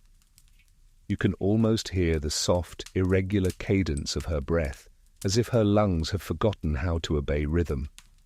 The candlelight trembles. The clock ticks louder, though you know it hasn't changed. And then, there, in the dark corner near the window, something gleams. It's small, almost hidden beneath a layer of lace and shadow. You realize it's a clock, but not like any other. Its face gleams silver, and instead of the usual clockwise motion, its second hand moves backward. A hidden clock. The Queen had ordered it made years ago by a watchmaker from Geneva, a man rumoured to have built timepieces for the mad and the melancholy. This one was her private commission. It is the only clock in the palace allowed to run in reverse. The theory was absurd, of course. She'd once explained it at a dinner party, to the horror of the Duke of Argyll. If time only moves forward, she'd said, then it must also be capable of mercy. But if it can go backward, even for a few moments, then perhaps regret has a place to rest. Now, in her half-dreaming haze, she looks toward it. The backward motion catches the corner of her eye, hypnotic, steady, impossible. It's ticking against reason itself, and somehow that comforts her. You move closer, drawn to its faint gleam. The clock is beautifully made, filigree silver casing, the face engraved with Roman numerals curling like vines. But what truly captures you is the sound. It doesn't tick like normal clocks. It hums softly, almost musically, as though each second is inhaling instead of exhaling. The Queen's gaze stays fixed on it. "There you are," she murmurs, voice slurred but still deliberate. "My traitorous friend." Her hand drifts toward the nightstand, fingers grazing the air. She finds a small brass key beside the pearl's glass box. "Let's see how much mercy you still have left." She winds it once, twice. The hum deepens. Tick, tick, tick, each one reversed. The room feels different now, slightly colder, as though the air itself is unspooling. Historians still argue about the story of the backward clock. Some dismissed it as myth, others swore it was real, a symbol of her lifelong war with time. There's even a record of a watchmaker's apprentice claiming she ordered it not to mark hours, but memories. The Queen lowers her hand, her eyes never leaving the clock's slow backward crawl. "Do you think," she whispers, "if I watch long enough it will undo something?" No one answers, of course. Her reflection in the glass looks ghost-like now. Soft edges, pale light, eyes half-lidded. "I once asked it to take back a night," she says, voice dropping to a whisper. "A particular one. The night before the telegram arrived." Her lips tremble slightly. "But it wouldn't." You feel a pang in your chest, though you don't yet know what telegram she means. She exhales, eyes closing for a moment, then opens them again with effort. "Still, it's the only thing in this room that dares defy the order of things. That counts for something." A faint smile touches her lips. If only crowns could run backward too. That's the first joke of the hour, though it lands more like an echo. The second comes when she says, "I should have given it to Parliament." It might have helped them remember what they forgot. Even now, even through the fog, she's capable of wit, sharper than most sober men. She reaches toward the pearl box again, tracing the cool glass with her fingertip. "Do you think time envies pearls?" she murmurs. "They never age, just deepen." You can't tell if she's speaking to you, the pearl, or the clock. Outside, the storm has eased into mist. The moon hides behind thin clouds, washing the world in a dull silver that feels neither night nor dawn. The room's shadows lengthen in odd directions. The Queen tilts her head back, watching the ceiling. "When I was 16, she says dreamily, "I wanted to stop time. I even tried. I held my breath for a minute and willed the world to freeze." Her lips curl faintly. "All that happened was I fainted in the chapel." She chuckles softly at the memory, and the sound is both regal and childlike. Historians still argue whether that story is true or something she later invented for charm. But the detail, the chapel, appears in several letters. The fainting, too. Perhaps it happened, or perhaps she simply needed it to have happened, so that the woman she became could have a moment to look back on and whisper, "I tried." The clock ticks backward still, the room hums with its rhythm. And then, for just a breath, something shifts. The Queen blinks, startled. "Did you feel that?" "You didn't, but the air seems heavier, more viscous." She stares at the clock, eyes wide, as if its hands have momentarily hesitated, as if time itself is holding its breath. The candle flames flutter. One goes out entirely. The Queen whispers, "Sometimes I think it listens." She leans forward slightly, the laudanum making her movements fluid, dreamlike. "It never speaks, of course, but it listens, especially when I say his name." She doesn't say it aloud now. She only looks at the clock as though it might whisper it back to her. And then her third joke, faint but deliberate. If he answers, I expect an apology for aging me so thoroughly. Her smile lingers for a moment, soft and crooked before fading again.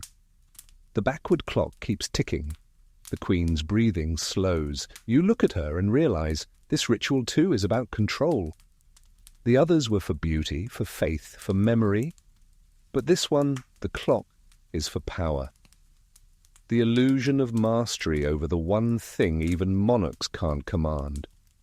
Slowly her eyes close, her lips move once more. You lean closer, catching the words. "Let it run backward till morning," she whispers. "Maybe then the dawn will arrive younger." The clock hums on, counting down to nowhere. The Queen exhales once, deeply. The room settles, and for the first time since dusk, she looks, if not peaceful, then at least forgiven. The backward clock hums on, the sound filling the chamber like a heartbeat that refuses obedience. The Queen's eyelids flutter, not quite closed. The laudanum keeps her in that curious in-between place, half dream, half memory, where the edges of time blur like watercolor. She murmurs something you can't hear, and then, with visible effort, she reaches for the writing desk once more. Her hand trembles slightly as she takes up a fresh sheet of stationery. The act of writing is as natural to her as breathing. Sleep may abandon her, but words never do. This is her night correspondence. Letters written long after midnight, sent to no one who can answer. She dips the pen into ink and pauses, letting a droplet fall onto the page before writing a single, deliberate line. To the one who does not knock anymore. You feel the quiet around that sentence, the way the ink seems to thicken in the air before she continues. The first lines are measured, restrained. She writes as if still bound by etiquette, but soon her formality unravels. The sentences lengthen, they wander. The tone shifts from queenly poise to something intimate, almost pleading. "You said once that time heals, but you never told me it leaves scars shaped like ours. I see you still in the corridors, though everyone swears they're empty. The moon has been loyal at least. She never asks where you went." You realize she's not addressing anyone of power or state. These are not letters to ministers or monarchs. These are the kinds of letters that burn before sunrise. Historians still argue over whom these late-night correspondences were meant for. Some believe they were written to a lost lover, perhaps a man never named publicly but preserved in rumor. Others insist they were confessions written to herself, the only person she could truly speak to without consequence. The quill scratches softly, steady and rhythmic, the sound like rain against stone. "Do you know," she says aloud, voice almost a whisper, "that paper listens better than priests?" She smiles faintly. "And it never interrupts." That's the first joke of the hour. The next line she writes is almost tender.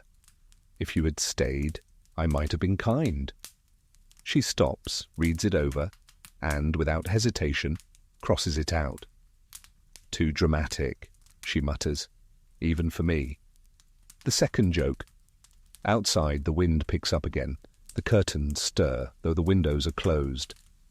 Somewhere in the distance, a clock tower chimes once, a muffled, uncertain sound, too faint to belong to this room. The Queen glances up. "You hear it too, don't you?" she asks softly. "That hollow tolling. The city keeps time for me even when I wish it wouldn't." She looks back at the page. "They said you would forget me easily. I suppose that's true. But they didn't tell me that forgetting you would be a full-time occupation." You feel your breath hitch. She's smiling now, but it's the kind of smile that trembles at the edges. Eleanor enters quietly, carrying a fresh candle. "The wick was low, ma'am," she whispers. "Leave it," the Queen says. "Low light flatters reflection." Eleanor hesitates. "Shall I collect the letters before dawn, ma'am?" The Queen's voice is calm. "No, these are not for delivery." Eleanor nods and slips away. The Queen sits for a long moment, staring at the half-filled page. The ink shimmers faintly as it dries. You can almost feel her thoughts spilling past the boundaries of language. "The world expects me to be composed, but I am a collection of drafts." She reads it aloud and sighs. "Yes, that one stays." That's joke number 3, and it's her best yet. Historians still argue whether any of these midnight letters survived. Some claim fragments were found years later, hidden inside the lining of her old writing desk, phrases half erased by moisture, sealed by candle wax drips.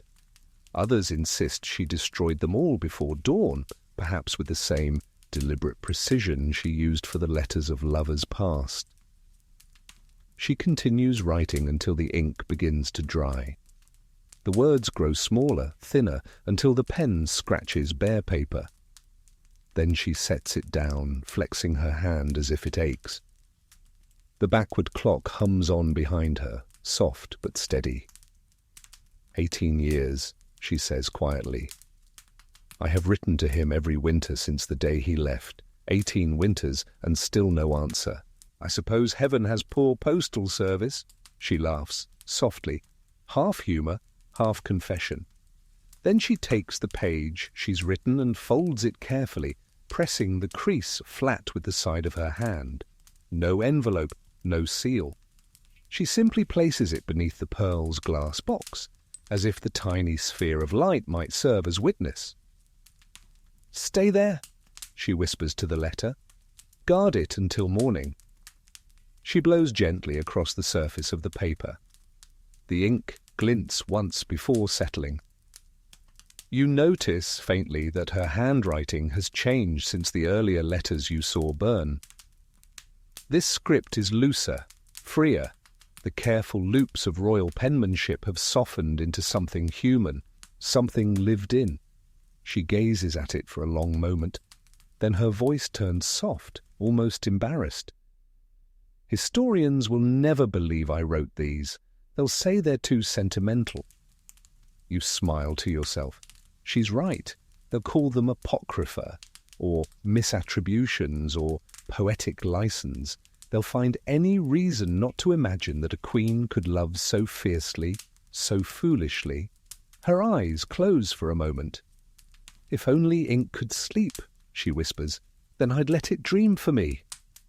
The backward clock ticks softly behind her. Tick, tick, tick, each sound a heartbeat reversed. And as she sits there, motionless, the candle guttering low, you realize that this letter, this one, she will not burn. Some truths, after all, deserve witnesses. The flame on the last candle leans toward exhaustion. Its wick spits, flares once, then steadies itself into a faint orange bead. The clock that hums backward continues its slow rebellion against reason, and the Queen remains seated, half dreaming, her hands folded neatly in her lap. You would think this is where the night ends, but the Queen's nights are endless. A single knock sounds at the inner door, soft, rhythmic, unmistakably coded. 3 beats, a pause, then 1. She does not look startled. "Come," she says quietly. The door opens to reveal a man not in livery, but in plain dark coat, the kind that could belong to a court physician or a conjurer. His face is long, his hair dishevelled, and his eyes glint like polished obsidian. He bows low, wordless. "You're late," the Queen says, "but I suppose ghosts have no sense of punctuality." He smiles faintly. "I was told Your Majesty wished to convene another circle." "Not a circle," she corrects him. "A conversation?" He inclines his head. "With the living or the departed?" "Whichever listens best." You feel a tingle crawl up your spine. So this is the séance, the secret ritual the court whispers about, but no one dares confirm. The Queen has never stopped courting the afterlife. in a century obsessed with science, she remains loyal to the supernatural. The man carries a small case, which he sets on the table beside her. He opens it carefully. Candles, a polished crystal sphere, a deck of cards so worn their gilt edges have turned to shadow. "Do you wish for company?" he asks. "No," she says simply.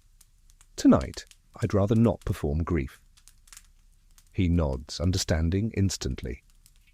Historians still argue whether this man truly existed or was one of many spiritualist charlatans who moved through Victorian parlours selling illusions to the bereaved and the powerful. But here, he looks neither fraudulent nor theatrical. There's a quiet reverence in his manner, the kind that belongs to someone who believes in something, even if it's only the act of belief itself. He arranges the candles in a circle, extinguishes the others, and lights each new one with deliberate rhythm. The flames flicker, their glow bending toward the Queen, as if recognizing rank. "Whom shall we seek?" he asks. The Queen's gaze drifts to the backward clock, then to the folded letter under the pearls box. "The same," she says softly. "The one who does not knock any more." He nods again, expression unreadable. He places his fingertips lightly on the table, gesturing for her to do the same. "Close your eyes," he murmurs. "Listen for the silence before the silence." She obeys. The room shifts almost imperceptibly. The air thickens. The sound of the clock dulls to a heartbeat. You feel it too, the way the walls seem to retreat, as though the space between moments has expanded. The man begins to hum, low and tonal, not a melody but a vibration that seems to come from somewhere older than music. The Queen's lips part slightly. "Do you hear that?" she whispers. "Yes," he says. "They've gathered." A draught snakes through the room, though no window is open. The candle flames lean inward, trembling. Then, softly, the crystal sphere begins to glow, not brightly, not dramatically, but with the faint inner shimmer of deep water under moonlight. Her eyes open. "You promised no tricks," she says. "I promised no lies," he replies. The Queen's gaze fixes on the sphere. "It's never the same voice twice," she murmurs. Sometimes it's his. Sometimes only the echo of it. The man tilts his head. "Would you rather hear his truth or your own memory of him?" "Is there a difference?" He smiles sadly. "Only in the degree of comfort." For a moment everything is silent, except for the backward ticking of the clock. The Queen's reflection wavers in the glass sphere, multiplied, refracted, distorted. Then faintly, a sound. At first, you think it's the wind again, but no, this is softer, nearer, like breath caught between words. "Do you feel him?" the man asks. The Queen nods once, eyes unfocused. "Always." Does he answer? "Only when I stop asking." That's her first joke, though she doesn't smile. The man withdraws his hands, breaking the circle. The glow fades immediately, the air lightening again. The backward clock resumes its normal hum. "You've grown stronger, Your Majesty," he says. "It no longer needs you to call." The Queen sits back, her eyes distant. "Or perhaps it has grown bored of me." "That's not how the dead work," he replies gently. "No," she says. "But it's how men do." The second joke, sharper this time. He closes his case quietly. "Would you like to speak again next week?" She shakes her head. "No, I think he's said all he meant to say in his silence." The man bows once more. "Then I'll leave you to the living." When the door closes behind him, the Queen sits alone with the dying candle. One continues to sputter. She cups her hand around it, protecting the flame. Historians still argue whether her fascination with séances was a symptom of grief, guilt, or sheer curiosity. Some say she sought her lost husband's spirit. Others insist she conversed with her own conscience. Whatever the truth, she always emerged calmer, as if the act of listening to nothing had soothed something deep within her. She sits for a while, silent, before whispering, "You always choose moonlight over morning, don't you?" You don't know if she's addressing the man, the ghost, or herself. She extinguishes the last candle with a whisper of breath. The smoke coils upward, tracing a faint silver spiral that dissolves into the dark. And for a moment, just a moment, you think you hear something. A faint reply, not a voice exactly, more like a single wordless sound, the sigh of a man caught forever between here and somewhere he'd rather be. She tilts her head, almost smiling. Late as always. That's joke number 3. The clock hums backward once more. The Queen leans back against her chair, her fingers still hovering over the folded letter. The pearl glows faintly in its glass box. Outside, the rain has stopped. Inside, the night feels infinite. The séance smoke lingers for a while after the man leaves. It curls lazily around the edges of the Queen's mirror and climbs upward in slow ribbons until it fades into the carved ceiling mouldings. She sits perfectly still, as if afraid that even breathing too loudly might disturb whatever remains. When the last wisp disappears, she rises and crosses to her vanity once again. The backward clock ticks softly behind her, its rhythm steady but backward, as if reminding her that the past never truly leaves. She stands in front of the mirror, the faint candlelight turning her reflection into a double exposure, half woman, half apparition. It's time for her most difficult ritual, the mirror test. Each night before bed, the Queen studies her face for as long as she can bear it. Not out of vanity, though vanity is the language history will use, but out of something closer to fear. Every ruler eventually comes to dread the moment when the body begins to outlive its myth. She leans forward, inspecting the lines near her eyes, the soft folds at her throat. The glass catches every shadow, every betrayal. "Treacherous thing," she whispers. "You never lie to me, but you never forgive me either." Her voice is quiet, but sharp, the kind of tone one uses with a trusted rival. Historians still argue whether this nightly inspection was an exercise in self-discipline or self-torment. Some say she documented the changes with obsessive precision. Others believe she merely waited for reassurance that she still looked like the woman her people adored. Tonight, she finds neither. The mirror's surface reflects her like a portrait already fading. She traces a fingertip along the glass, stopping at the faint reflection of her temple. "There," she says, the Empire's first wrinkle. That's her first joke, though it lands like a sigh. She reaches for a small silver case, the same one she uses every night. Inside are little squares of blotting paper, pre-dusted with powder and perfume. She presses one to her cheek, another to her chin. The powder hides what time has written, but not for long. Then comes the ritual's cruelest step. She lifts a tiny hand mirror, no bigger than her palm, and angles it beneath her chin. It's the view no portrait painter ever dares attempt. She holds it there for 3 beats, then sets it down quickly, almost angrily.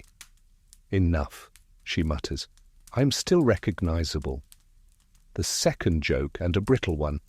You realize that the mirror is both her confessional and her courtroom. In daylight, thousands look upon her face and see the perfection of monarchy.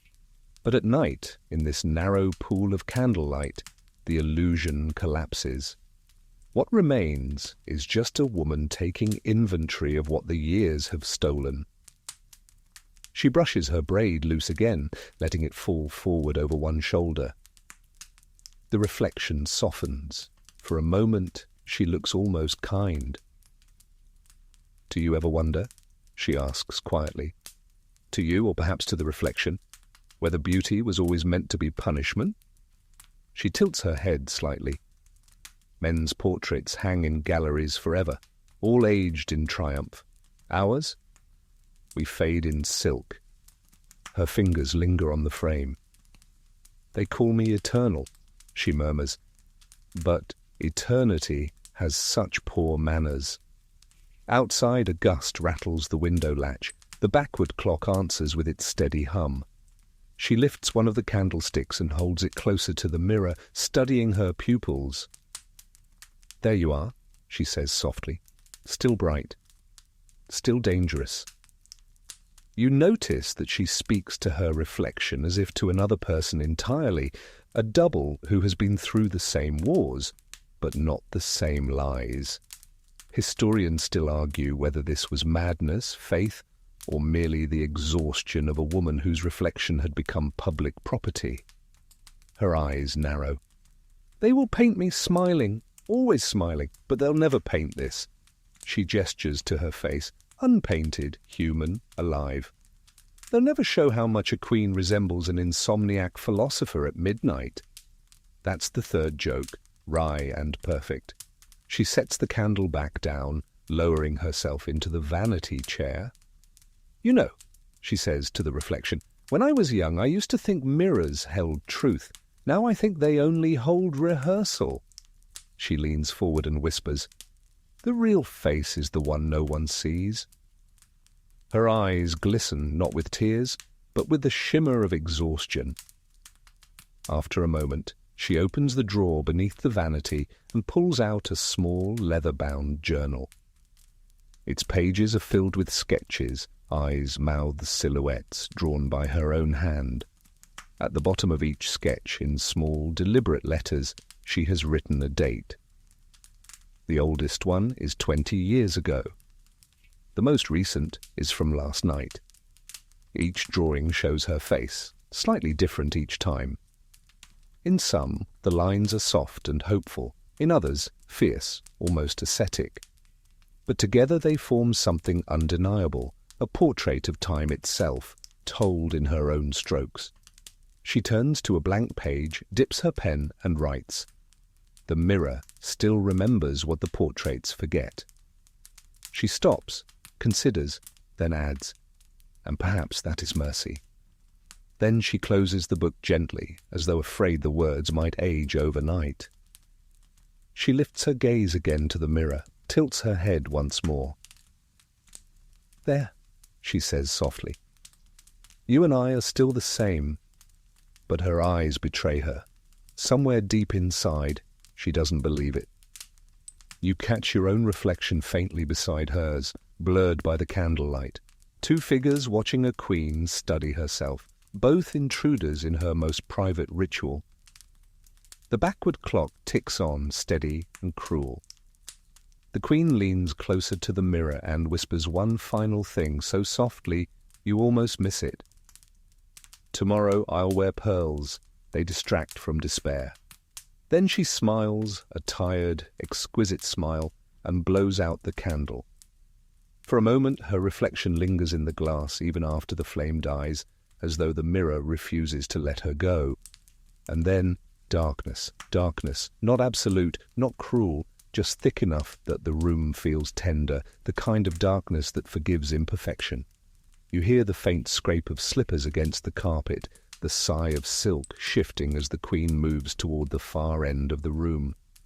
There, hidden behind an embroidered screen painted with lilies, lies the marble bath. The servants call it the bath of silence. She steps inside, alone.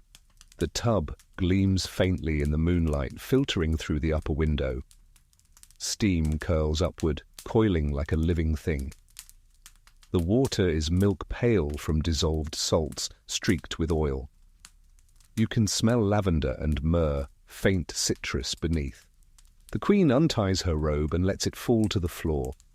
There is nothing theatrical about her nakedness, no coyness, no seduction. It's ritual, not vanity, the undoing of the day's armor. She dips one foot, then the other, lowers herself until the water rises over her ribs. The sound it makes is almost like breathing. For a moment, She does nothing, just sits, eyes closed, letting the heat undo the stiffness in her spine.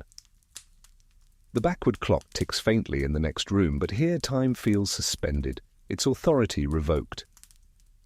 "This," she whispers to no one, "is the only crown that fits."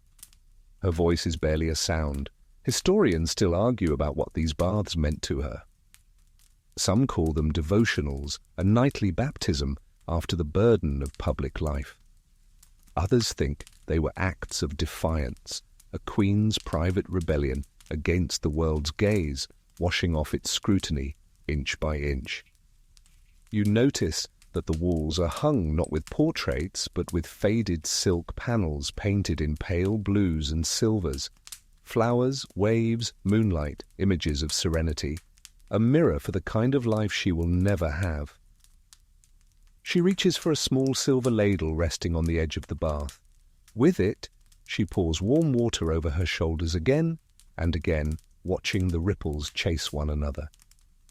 "Did you know," she says softly, "that Roman women used to bathe in honey and donkey milk? Cleopatra again, the ghost of every woman's vanity." She smiles faintly. "I tried it once. I smelled like a bakery for days." That's her first joke tonight. Her hand drifts to a small porcelain dish beside the tub. Inside lies a bar of soap, the colour of ivory. She rubs it between her palms, working it into a lather. The scent of almond oil blooms through the air. When she runs her hands along her arms, the suds shimmer faintly, catching the candlelight. Each stroke is slow, meditative, almost penitential. You realize she's not cleansing dirt, but erasing memory. "The doctors say baths calm the nerves," she murmurs, "but I've found they only make silence louder." She dips her head beneath the surface, holding there for a count of 5. When she rises, her hair clings to her shoulders, dark and heavy, the water running down in bright rivulets. For a moment, she looks younger. Then the candlelight catches her again, and the illusion breaks. She exhales. "So much for the fountain of youth. It always turns out to be plumbing." That's the second joke. She leans back, eyes half closed. You can see her lips moving faintly, whispering what might be prayer or inventory. You catch fragments: faith, mercy, regret. Words like beads on an invisible rosary. Outside, the city exhales another hour. Midnight. The backward clock hums faintly, though here its sound has softened, as if filtered through water and skin.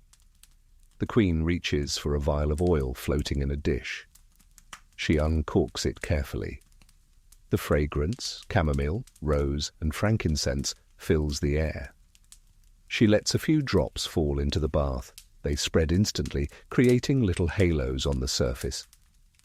"Each drop," she says quietly, "is worth a servant's yearly wage." Imagine that, comfort bought by the teaspoon. She stirs the water gently. They say scent is the soul's handwriting. I suppose this is my signature. Historians still argue whether her fixation on perfumed baths came from superstition or health advice. Some claim it began after the cholera outbreaks, when physicians insisted on daily purification rituals. Others suggest it was emotional, an attempt to replace grief's scent with sweetness. The Queen drifts deeper into the bath, her eyes heavy now. "It's strange," she murmurs, "how water listens better than people. It holds what you tell it." Then evaporates. She trails her fingers through the surface, watching ripples distort the reflection of her face. "You see that?" she says softly. "She's dissolving, my mirror self." You can almost feel her pulse slowing, the laudanum mingling with the warmth, pulling her toward the edge of sleep. She takes one more ladle of water, pours it slowly over her heart. "For the day," she whispers, another over her throat. "For what I said." A third over her head. "For what I didn't." 3 ablutions, 3 absolutions. The water's surface trembles, catching candlelight until it looks like molten gold. And then, faintly, you hear a sound. Not from her, but from somewhere beyond the door. A creak, a step. The Queen doesn't react. She's too deep into reverie to notice. You glance toward the door, but the light there is still. The silence folds over again. Perhaps it was just the old wood settling. She exhales once, slow and deliberate. The steam veils her face. "Do you know," she murmurs, "they once told me I should bathe in rainwater to keep my skin pure, but I found that the sky is not always clean." That's her third joke. Her hands float now, open, unburdened. The motion of the water lulls into near stillness. For the first time tonight, she looks genuinely peaceful. Historians still argue whether this ritual marked the boundary between her day and her dreams, or if it was her truest form of prayer. There are stories that her servants were forbidden to enter until the water turned cold, no matter how long that took. Eventually, the backward clock hums again, reminding her, or perhaps you, that time continues even when reversed. She opens her eyes, gazing upward at the ceiling's mural of angels painted in pastel blue. "If they are real," she whispers, "I hope they envy this." Then she rises slowly, wrapping herself in a towel embroidered with her initials, every thread hand-woven from silk. Her skin glows faintly in the candlelight, clean, alive, mortal. She looks back at the bath, now still, the oils swirling faintly in patterns like clouds. "Keep my secrets," she says. "You always do." The water doesn't answer, but a single ripple crosses its surface, as if it just might. The Queen's bare feet make almost no sound against the carpet as she leaves the bathing chamber. Steam trails after her like the ghost of a thought. She pauses by the door to her sleeping room and lets the heavy robe fall over her shoulders again, linen lined with wool, faintly scented with chamomile and smoke. The palace, at this hour, is an enormous heart still beating. The pipes sigh, the wooden joints of the walls murmur. Somewhere, far down the corridor, a floorboard gives a reluctant creak, the kind that betrays a footstep. She stops, listens. Then another sound, closer this time, a shuffle, a whisper of metal brushing against silk. The backward clock ticks softly in the main room, counting its defiance in reverse. Her eyes narrow. "Show yourself," she says, not loudly, but with the practiced calm of someone used to being obeyed. The inner door opens a crack, and a figure slips in, a servant, drenched by the earlier rain, cap pulled low. He bows deeply, the shadow of his movement trembling across the candlelight. "I told them not to disturb me," she says. "I know, ma'am," he whispers, keeping his eyes to the floor. But the message came from outside the palace. They said it was urgent. He holds out an envelope, its wax seal half melted from damp. She stares at it.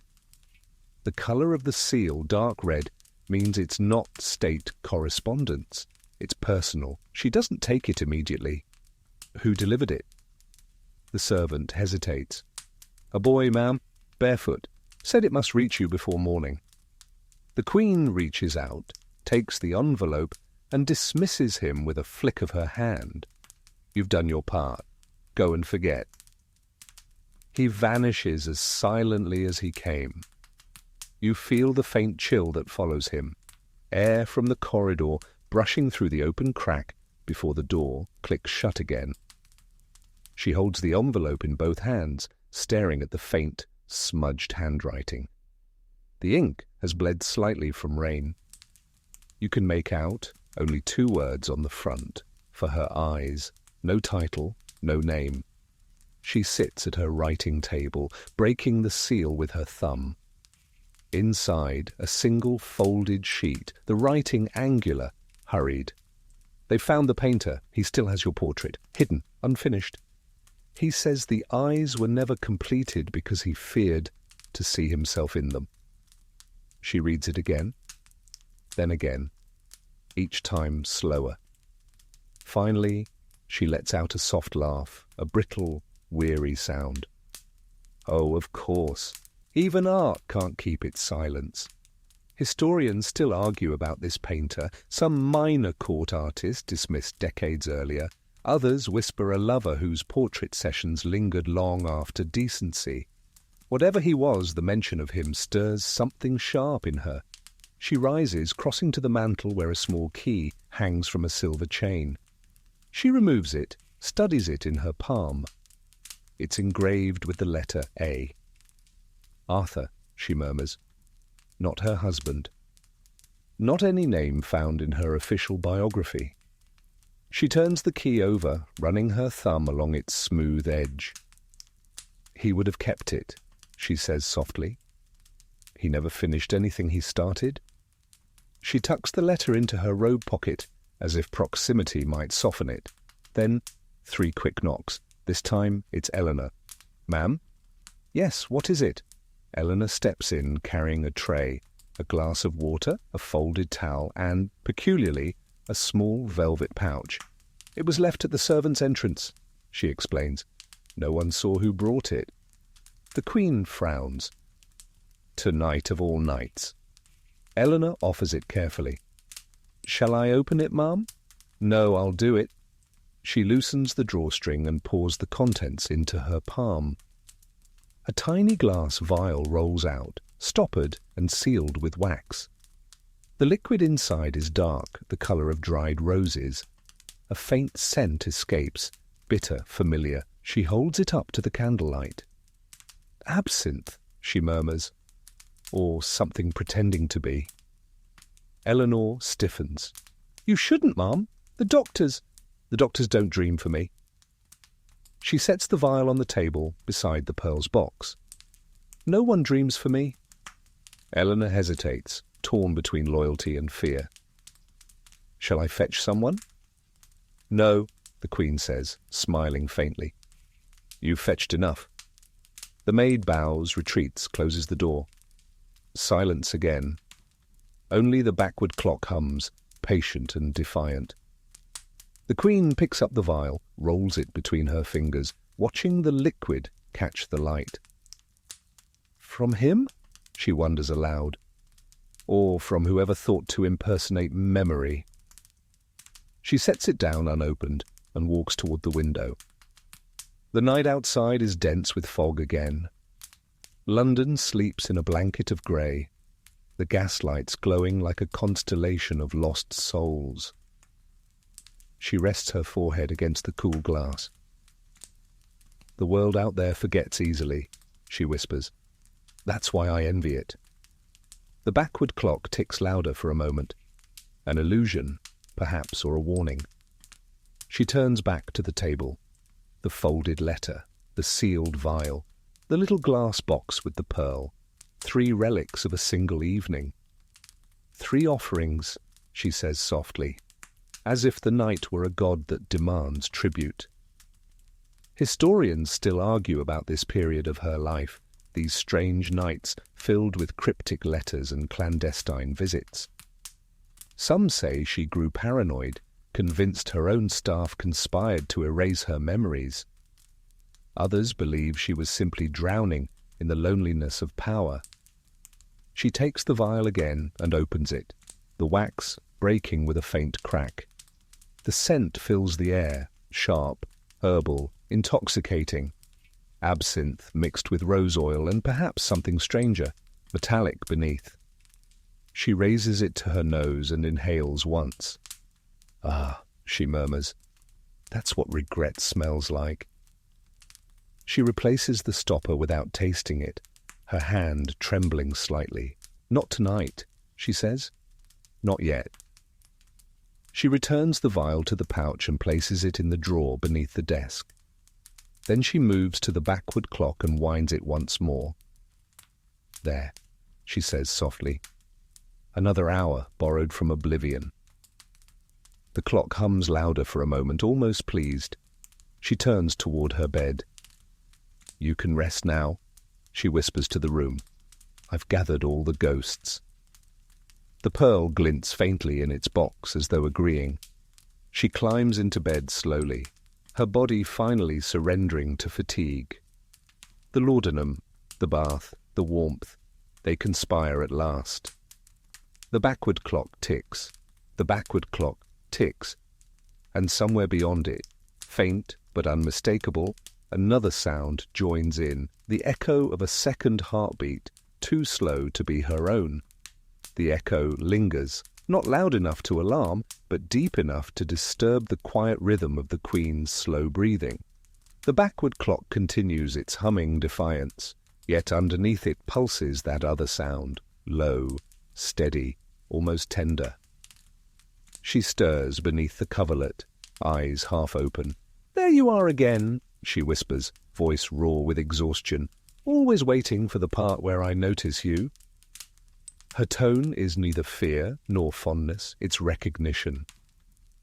She sits up slightly, her hair slipping forward like ink over parchment. The candle by the bedside has burned low, its flame shrinking, a tiny dancer losing balance. The pearl's reflection wavers faintly in the dark glass box. "Show yourself properly," she murmurs, the hint of a smile ghosting across her lips. "You're worse than a cat." Right on cue, a soft mrapee answers from the foot of the bed. The Queen laughs quietly, relief, disbelief, affection. "Ah, so it's only you?" Out from under the coverlet emerges a sleek grey cat, eyes the colour of tarnished silver. It stretches luxuriously, tail curling like smoke, then pads up toward her pillow. The Queen strokes its back, fingers tracing its spine with absent-minded precision. "You have impeccable timing," she tells it, "and terrible manners." The cat purrs, a sound so deep it merges with the backward ticking of the clock. The room, once a place of ritual and ghosts, suddenly feels almost alive again.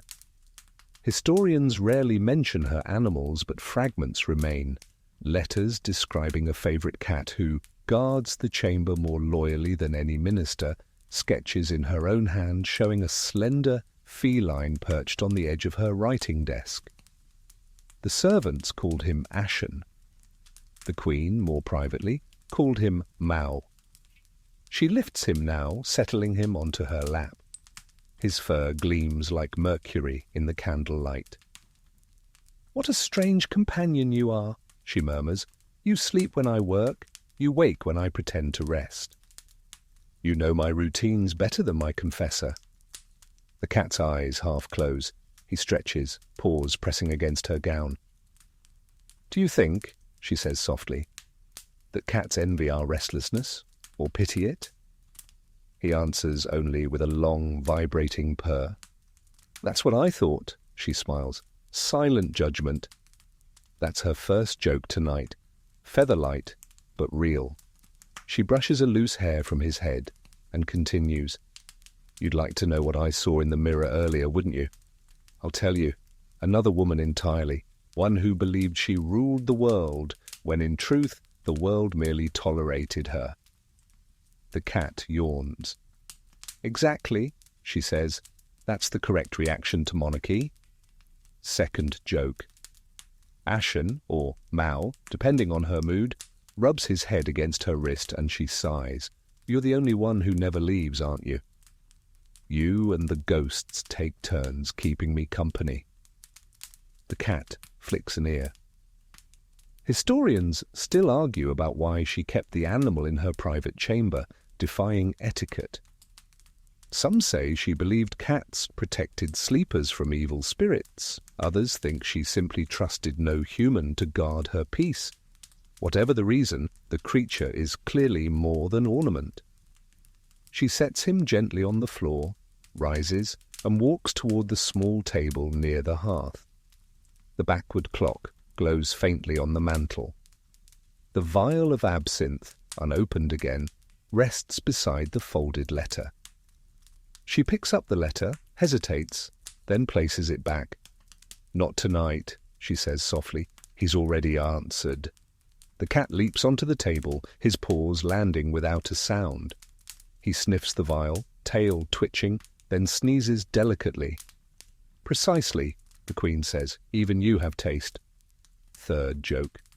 She pours herself a little water from the carafe Eleanor left earlier. The water is cool, the rim of the glass misted. She drinks slowly, her reflection faint in the liquid surface. "Did you know," she tells the cat, "the Egyptians believed cats carried messages between this world and the next? Perhaps that's why I keep you, not for company, but correspondence." The cat blinks, unimpressed. "You don't believe me, neither do I." She finishes the glass, sets it down, then kneels beside the hearth. The ashes from her earlier letter-burning ritual remain, a grey mound flecked with tiny fragments of gold wax. She reaches out, sifting them lightly with her fingertips. "You see this, Mao? History, reduced to dust, and they'll still say I left no trace." The cat steps closer, tail brushing against her hand. "You like it here, don't you?" she murmurs. "Warm, secret, quiet, all the qualities of sin." Her voice softens. "You know, sometimes I wonder if you are him, come back in a form more manageable, less talk, same stare." Mao tilts his head, blinking slowly. "Don't look at me like that," she says, smiling. "It's not blasphemy if it's probable." The backward clock hums louder for a moment, the sound blending eerily with the purring. Time and heartbeat, machine and creature, queen and memory, all indistinguishable now. Historians still argue whether she actually believed in reincarnation. Some diaries from her contemporaries mention her fascination with Eastern philosophy, specifically the idea that souls could return as animals to finish unfinished lessons. If that's true, the notion must comfort her now. She scoops the cat into her arms and returns to bed. He curls immediately against her side, the warmth of his body pressing into hers. "Stay," she whispers. "You always stay?" Her breathing steadies. Her hand rests on the cat's back, rising and falling with each breath. The backward clock continues its strange hum, ticking gently against the rhythm of her pulse.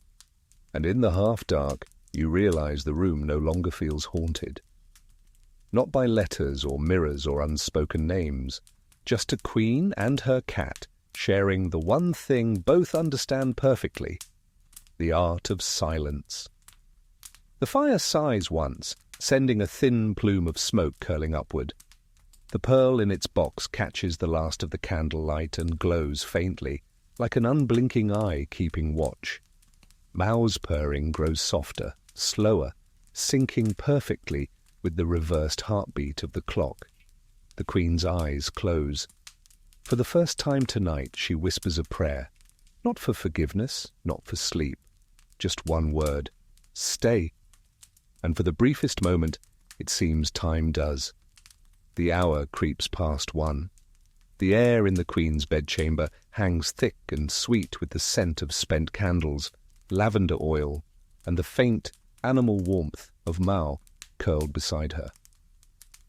The backward clock continues its quiet defiance, ticking away the seconds that are not supposed to exist. The Queen lies still, eyes half shut, mind half awake. She's drifting between that fragile seam where dream and memory start to overlap, where the brain replays history but edits it kindly. Her fingers still rest on the cat's fur, moving occasionally, not to pet, but to remind herself she's real. "Still with me?" she murmurs. A faint purr answers. "That's good. Don't start haunting me too." The second joke comes unbidden, soft and automatic. Then something changes, a sound so subtle it takes you a full breath to notice it. Not footsteps this time. A whisper, faint, airy, coming from somewhere between the walls. The Queen's eyes open. She listens. The purring stops. Even Mao lifts his head, ears twitching. "Did you hear it?" she asks the cat. "Or am I the only one left with imagination?" The whisper comes again, clearer now. It's not words exactly, more like the scrape of paper or fabric moving where none should. She sits up slowly, every motion deliberate, queenly, even in half-sleep. The moonlight through the crack in the curtains draws a pale line across the room, landing on the vanity mirror. The whisper seems to come from there. Historians still argue about the so-called mirror nights, a series of entries recorded by her attendants describing how the Queen claimed to hear voices from behind her mirrors during her later years. Some called it grief-induced hallucination, others electrical interference from the new wiring hidden in palace walls. But those who were there swore the sound was real. She swings her legs out of bed, the silk sheet sighing as she stands. Mao hops down beside her, silent, watchful. The backward clock hums louder for a moment, perhaps protesting, perhaps warning. The Queen crosses the room, robe trailing behind her like smoke. She stops before the vanity. The mirror reflects her as it always does. Pale face, heavy braid, dark eyes made darker by sleeplessness. But behind her reflection there, something moves. A flicker. She turns quickly. Nothing. When she faces the mirror again, her reflection lags by a heartbeat. She inhales sharply, then laughs. Ah, so we're doing that tonight. That's her first joke, dry and fearless. She leans closer, voice steady.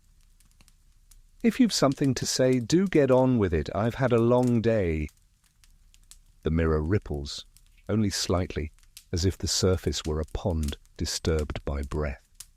The flicker appears again, not behind her, but within the glass. And then she hears it, a voice so soft it barely qualifies as sound. You shouldn't have burned them. Her pulse stutters once. I was supposed to, she says quietly. That was the point. They were not all yours to destroy. I know, she murmurs. That's why I did it. He asked for one to remain. She hesitates. Her reflection blurs, splitting faintly into two. Which one? She asks. You already know. The Queen's throat tightens. You're only my mind speaking in riddles. Then why do you tremble? Her hands tighten on the vanity edge. The glass is cool, grounding. Because I'm tired, she says, and because ghosts always arrive when one is. Mao jumps onto the vanity, staring straight at the mirror. His fur stands slightly on end, his tail twitching. You see it too, she whispers. The reflection ripples again, and for a moment she sees another face overlapping her own. A man's profile, faint, handsome, unfinished, like a painting erased halfway through. His eyes meet hers and she stops breathing. Arthur. It's not quite a name, she says, it's a confession. The reflection flickers, then fades, replaced by her own face again, older, smaller. She exhales, shaking her head. You're not here, you're in Kanash. The whisper fades, leaving only the steady hum of the backward clock. Historians still argue whether this apparition marked the beginning of her decline or its climax. Some think it was simply her conscience taking shape. Others believe she truly saw the unfinished painter, Arthur, whose portrait, lost and whispered about for decades, was said to capture her not as a queen, but as a woman. She sits again, still facing the mirror. Mao presses against her arm, his purring returning cautiously, a sound of reassurance. Did you hear what he said? She asks. That one should remain? The cat blinks slowly, unhelpful. She opens the drawer of her vanity, pulling out her old sketchbook. The one filled with her own drawings, eyes, mouths, silhouettes. She flips to the back, where the page is thin and the paper feels rougher. There, between two blank leaves, something's been folded all along. A piece of parchment, unfamiliar. She unfolds it carefully. The edges are fragile, browned with time. And there he is, not a full portrait, just the eyes, painted in watercolor, precise, vivid, looking straight ahead, looking at her. It's him, the unfinished piece she thought destroyed. For a long moment, she can't move. The backward clock hums quietly, almost apologetically, as though trying to fill the silence. She traces the painted line of the iris with one fingertip. The pigment smudges slightly, staining her skin faintly blue-grey. "You stayed," she whispers. "You stubborn man." Mal meows softly as if confirming it. The Queen smiles a sad, quiet smile, almost maternal. "All right then, you win." She refolds the parchment, slips it into the glass box beside the pearl. "One remains," she murmurs. "Just as promised." Then she looks up at the mirror one last time. Her reflection no longer lags. The face that looks back at her is steady, calm, resigned. "Enough," she says softly. "You can rest now." And the backward clock, as if hearing her, slows its hum. One breath longer between ticks. The Queen returns to bed, Mal following and curling once more at her side. She lies down carefully, the pearl's faint glow casting a soft halo across the sheets. "You were right," she murmurs into the dark. Mercy runs backward. Then she closes her eyes. This time there are no whispers, only the low, unhurried heartbeat of a queen finally easing towards sleep. For once, the Queen sleeps. It is not the uneasy half-sleep of tonic and candlelight, nor the feverish drift of guilt. It is something deeper, older, more merciful. Her breathing is even, her face unguarded. The cat purrs faintly beside her, a quiet sentinel. But dreams, of course, are never far behind. They come softly, sliding under the door like mist. At first, they are harmless, ripples of memory, flickers of gardens, children's laughter, the smell of oranges. Then the images sharpen, the air cools, and she finds herself standing in the palace courtyard, barefoot, the flagstones damp with rain. It's morning. No, dawn. But the light feels wrong, pale and metallic. The statues around her seem taller. Even the air tastes older. She looks down. Her hands are clean, unadorned. No rings, no gloves, just skin and pulse. From somewhere near the fountain comes a voice, familiar, calm. "You always wake here." She turns. A man stands by the basin, not ghostly, not blurred, real. His coat is dark, collar high, eyes pale like water under moonlight. Arthur, or the memory of him shaped perfectly enough to fool her. "You shouldn't be here," she says, though she's smiling. "You belong to pigment and rumour." He shrugs, as he always did when deflecting emotion. "So do you, now." The words land softly, but sting all the same. Historians still argue about whether the Queen dreamt vividly because of laudanum, grief, or genius. Her surviving journals mention dreams so lifelike that she began cataloguing them like correspondences, each one labelled, dated, analysed. "If waking life is duty," she once wrote, "then dreams are treason, and I am guilty nightly." "Is this mercy?" she asks him. "Or punishment?" Arthur's smile is faint. "Whichever lets you rest." "You were never kind," she says, crossing her arms. "No," he answers. "And you were never gentle." They stand there, two ghosts arguing about tenderness. "You left before the eyes were done," she says finally. He nods. "Because they saw too much. Because they looked at me like I was temporary." She laughs softly, the sound trembling like glass. "Everything is temporary, even God's patience." He steps closer, his outline shimmering slightly at the edges, like watercolour bleeding in rain.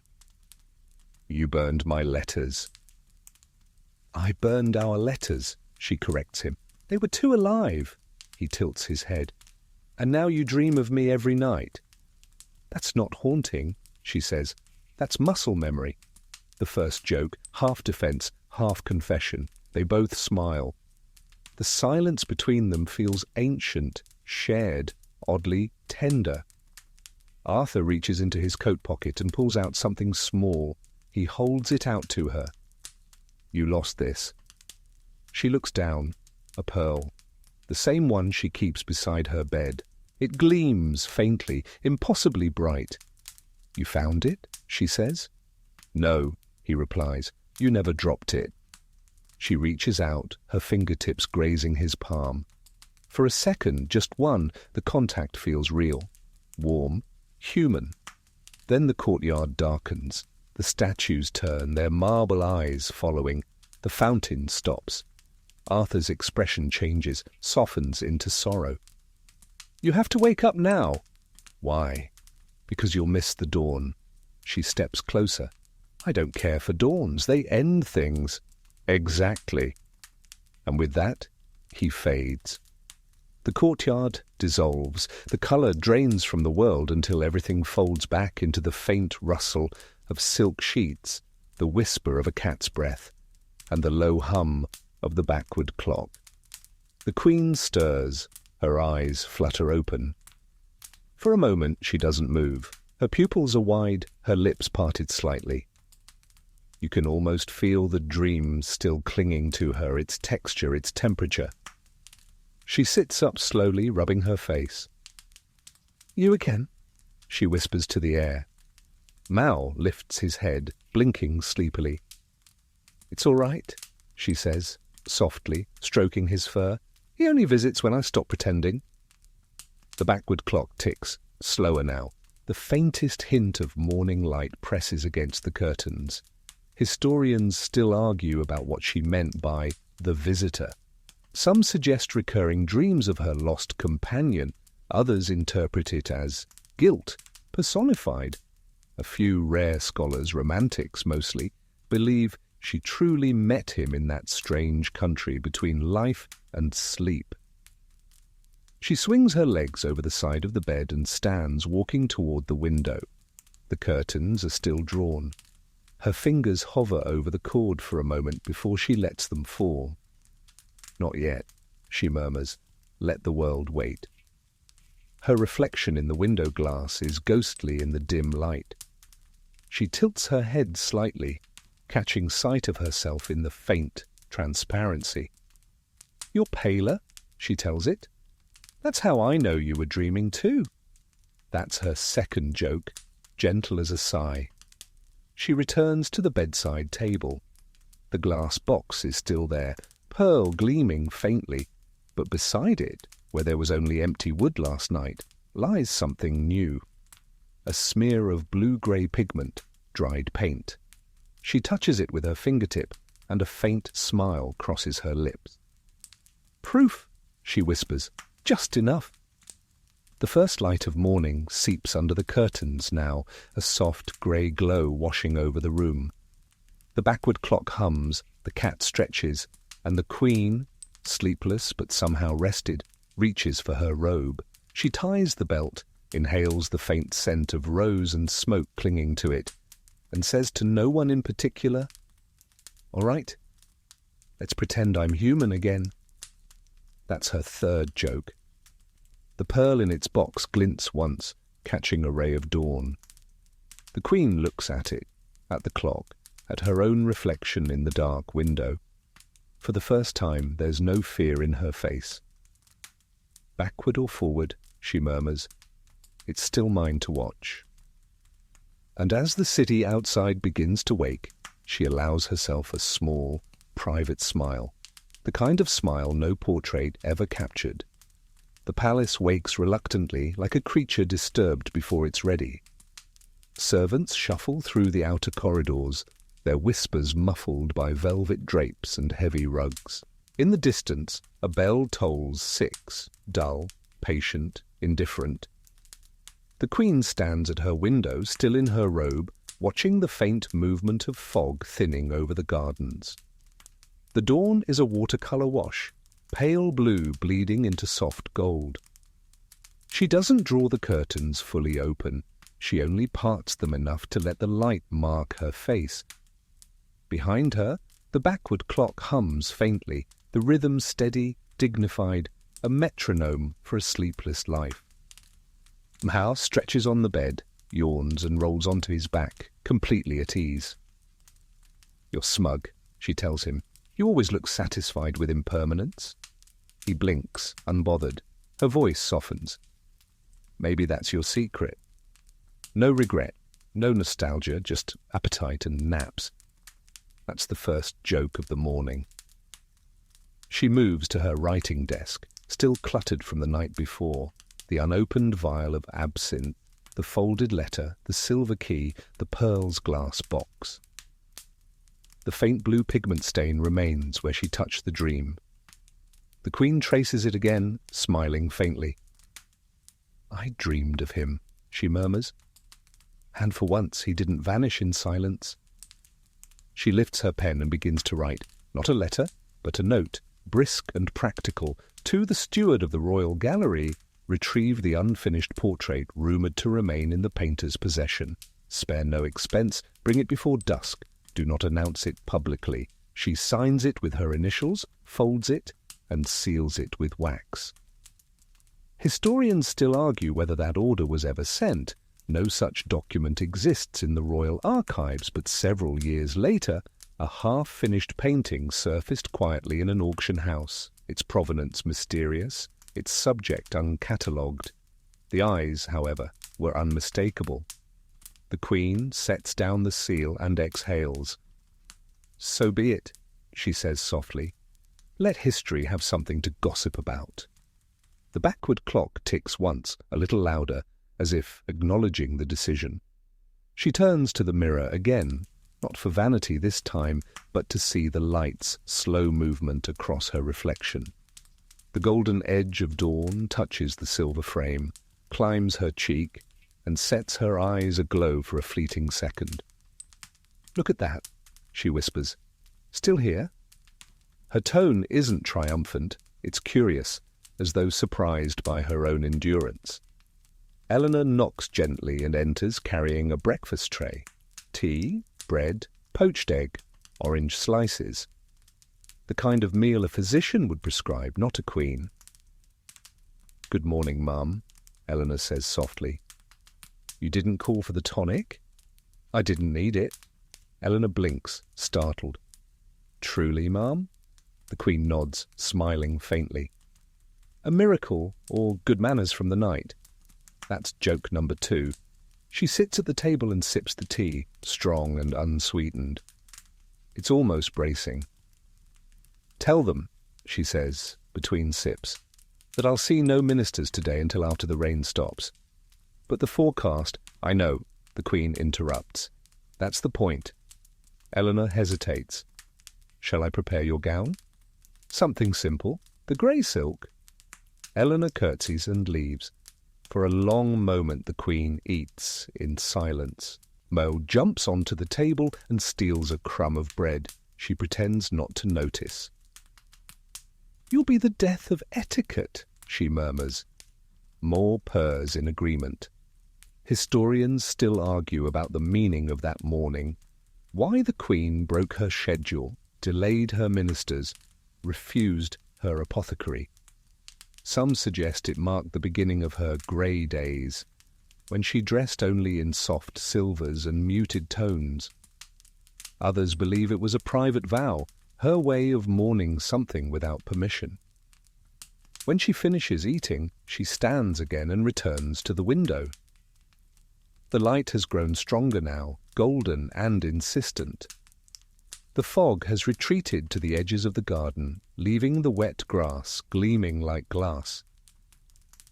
"You see that?" she says to Mal. "Even the earth pretends at renewal." She turns toward the backward clock. "And have you decided to forgive time yet?" It hums softly, stubborn as ever. "Good," she says. "I need the company." Then she does something unexpected. She opens the glass box, lifts the pearl between her fingers, and holds it up to the sunlight. The change is subtle but astonishing. In daylight, the pearl's glow isn't moonlight pale, it's warm, almost golden. The colour of forgiveness. She smiles. "You've been lying to me all along," she says gently. "You were never sorrow. You were only waiting for light." That's her third joke, though her voice trembles slightly. She places it back carefully, not closing the lid this time. The pearl catches the sun and holds it, a tiny orb of dawn refusing to fade. Then she takes the absinthe vial and sets it beside the open box. "Night and morning," she murmurs, a matched set. Eleanor returns, carrying the grey silk gown. The fabric whispers softly as it moves. "Will this do, Ma'am?" The Queen nods. "Perfect. It looks like mist that decided to become fabric." Eleanor helps her dress. The process is quiet, almost reverent. The gown fits easily, the colour neither mourning nor celebration. Something in between. When she's ready, she stands before the mirror one last time. The light has shifted again, full morning now. Her reflection is calm, composed, awake. "Eleanor," she says softly, "do you know why I prefer grey?" The maid shakes her head. "Because it forgives everything. Dust, time, even dreams." Eleanor smiles uncertainly. "Then you must be the most forgiving woman in England, Ma'am." "Hardly," the Queen replies, "just the most practised." That's the quietest joke of all. She turns from the mirror, walks toward the door. For the first time in many nights, she doesn't glance at the backward clock. She doesn't need to. The cat follows, tail high, steps silent. The Queen pauses in the doorway, hand on the frame. "Stay close, Mal. The day is young, and I don't entirely trust it." The backward clock hums behind her, steady and slow. She leaves the room bathed in morning light, hair unpinned, eyes steady, a woman finally walking forward, even as time insists on going back. The palace corridors are brighter than they have been in weeks. Morning sunlight filters through high, arched windows, spilling across the marble floors in long, deliberate bands. Dust floats in the air, caught in gold, moving lazily like memory deciding whether to linger. The Queen walks slowly through it, unhurried. Her grey silk gown whispers with each step, the faintest sheen catching the light. She looks almost translucent, like the ghost of herself, rehearsing for some eternal portrait. Mao trots behind her, tail upright, padding soundlessly over centuries of history. The servants bow as she passes, but she barely seems to see them. Her face is calm, composed, but not remote. It's the calm of someone who has finally learned the rhythm of her own loneliness. She pauses beneath a tall window overlooking the east gardens. The mist still clings to the hedges, and beyond them the roses droop under the weight of last night's rain. "They bloom better after storms," she murmurs. A footman, startled to hear her speak, straightens quickly. "Indeed, ma'am." "Do you think they forgive the weather?" He hesitates. "I'm sure they do, ma'am." "Then they're wiser than most of us," she says, smiling faintly. That's her first joke of the morning, though it lands like poetry. She continues walking, her pace measured, each step deliberate. She passes portraits, ancestors frozen in eternal grandeur, all confident, all staring out into imagined posterity. "Do you ever wonder," she says softly to Mao, "what it would feel like to be painted without looking back?" The cat blinks up at her. "That's what they never understood," she says. "The looking. It's a burden." Historians still argue about her relationship with the gallery. Some say she avoided it in her later years, unable to bear the younger versions of herself staring down in silent judgment. Others say she wandered it daily, a ritual penance. The truth, as always, sits somewhere in between. She came only when she could stand it. Today she can. She steps into the long, vaulted room, the gallery of monarchs. Paintings stretch from floor to ceiling, Kings with their lions, queens with their pearls, children frozen mid-laughter. The air smells faintly of varnish and old dust. At the far end, a black cloth hangs over an easel, the sign of an unfinished work, or one deemed too dangerous to display. She stops before it. "This must be it," she says softly. A steward, startled to find her here so early, rushes forward. "Your Majesty, we weren't expecting—" "I know," she interrupts. "Lift it." "Ma'am, I was instructed to wait until—" She lifts a single hand. "Then consider this your waiting." He hesitates, then obeys. The cloth slides away, revealing the painting beneath. It's smaller than she expected, half complete. The background, a soft wash of grey and violet. The brushwork delicate, hesitant. Her own face emerges from it like mist made flesh, but the eyes, unfinished. Just the faint outline of irises, the ghost of a gaze. Her breath catches. Historians still argue whether this was indeed the lost portrait by Arthur, the man of rumour and memory. The date on its lower corner matched his hand, but no signature survived. To this day, no one can prove it beyond speculation. The Queen steps closer. "You coward," she murmurs, not angrily, but almost fondly. "Too afraid to look at what you saw." Her reflection merges faintly with the paint's surface, the real woman meeting the imagined one. "You left me half-seen," she whispers. "I suppose that's fair. I left you half alive." That's her second joke, bitter but precise. The steward swallows. "Shall I have it restored, ma'am?" "No," she says. "It's truer this way." She traces the edge of the frame with one gloved finger. If perfection is completion, then honesty is the moment before. Mal brushes against her leg. She looks down at him. "You see?" Even he agrees. The steward doesn't. He bows slightly and steps back, as though retreating from something sacred. The Queen continues to study the portrait. The faint grey wash seems to shift under the light, and for a fleeting moment she almost believes she sees the outline of Arthur's reflection within the brushstrokes, like a second figure painted over, then hidden. She whispers, "There you are!" And for a heartbeat, it feels as if he blinks. The backward clock many rooms away hums faintly. It sounds so distant, it might be the blood in her ears. She exhales. "Leave it uncovered," she tells the steward.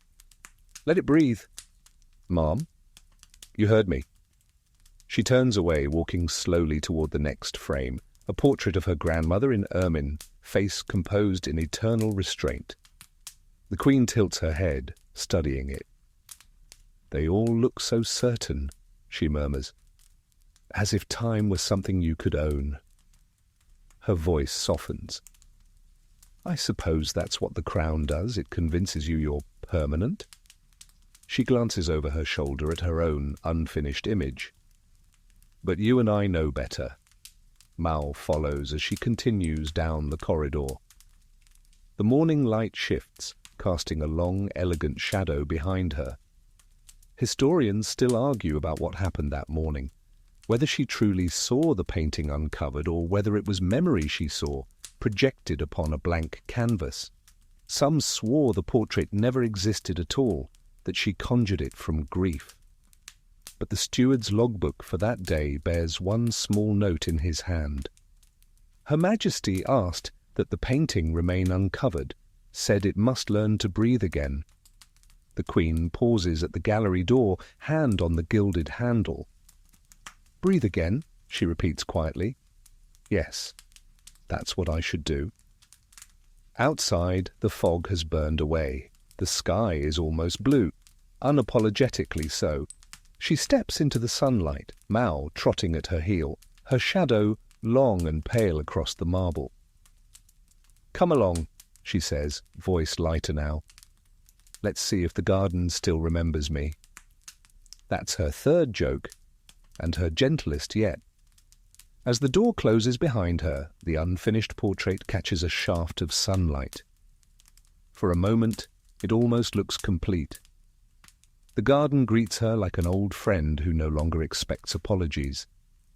The air outside is damp but soft, carrying the scent of soil, wet stone, and fading lilac. Dew glitters across the grass, clinging to each blade like tiny, reluctant memories. The Queen walks slowly down the main path, the hem of her grey gown brushing through the droplets.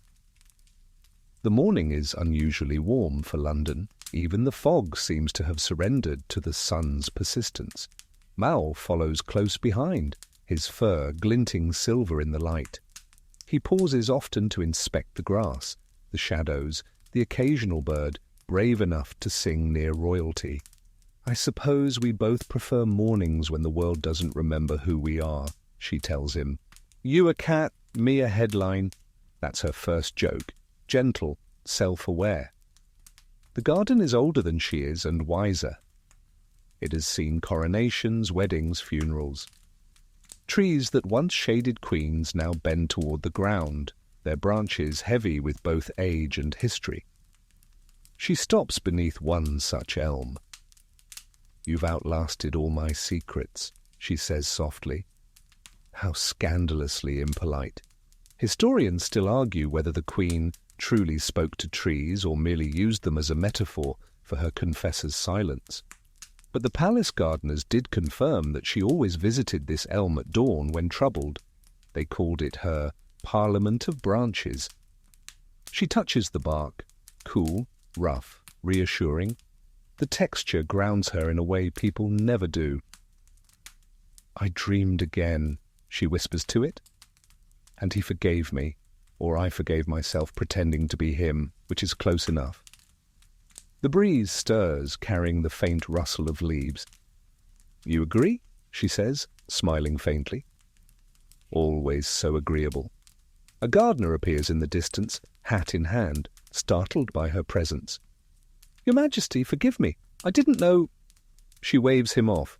"Carry on. The roses need you more than I do." He bows deeply and retreats, grateful. She moves on past the marble fountain, its basin still collecting last night's rain. The water glints in the light, reflecting the sky in fragments. She leans over and peers into it. Her reflection wavers, broken by ripples from a drifting leaf. For once, she doesn't flinch at the sight of her own face. "So that's what peace looks like," she murmurs, a little smudged. That's her second joke. Mao jumps onto the fountain's rim, his paws leaving tiny prints in the moss. The Queen watches him lap from the water's edge and laughs softly. Royal or not, thirst is democratic. She plucks a leaf from the surface and holds it to the sun. The veins glow like thin gold threads. "How fragile," she says, turning it between her fingers. "And yet it holds more light than a crown." She tosses it back into the water, watching it float away.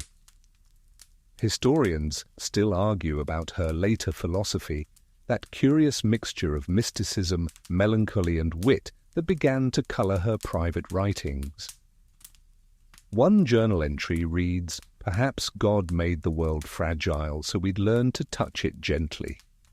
Another, written in the same ink and hand, or perhaps he simply ran out of stronger material. The Queen moves further down the garden path where the gravel crunches softly beneath her steps. The air grows warmer. Somewhere behind the hedge, someone is trimming roses, their shears clicking rhythmically. Snip, pause, snip, like the metronome of mortality. She stops at a small bench overlooking the pond. It's here that she always sits, the same place where, years earlier, she'd once posed for a portrait, before life began to complicate itself into monarchy. She sits now, folding her hands in her lap. Mao hops beside her, curling into the shadow of her skirt. "You know," she says, "they'll write about all this someday. The nightly rituals, the backward clock, the mirror confessions. They'll call me eccentric." Mao flicks his tail. She smiles. "That's the polite word for lonely." The pond is still except for a dragonfly skimming its surface. She follows its flight absently, admiring how effortlessly it exists between reflection and air. "Imagine that," she whispers, "to live between two worlds and belong perfectly to neither." She glances at her own reflection again, distorted by the water's movement. "Yes," she says, "I suppose I understand that." That's her third joke, though this one hides sadness too sharp to laugh at. The backward clock's hum can't be heard here, but she feels its rhythm all the same, the internal metronome of a woman who has spent too long counting what can't be measured. "Do you think," she asks Mal, "that time forgives those who outwait it?" The cat offers no opinion, just a low purr vibrating against her ankle. "Wise answer," she murmurs. "Uncompromising." She tilts her head back, eyes half closed against the sunlight. "Perhaps I should have been born a cat. Sleep all day, judge occasionally, die surrounded by worship." Historians still argue whether she said those exact words. One maid later claimed she did, another swore she said something even more subversive. But all agreed that her humour grew lighter with age, as though time itself had given up trying to weigh her down. She stands again, brushing the dew from her skirt. Mao follows obediently, his paws leaving faint marks on the gravel path.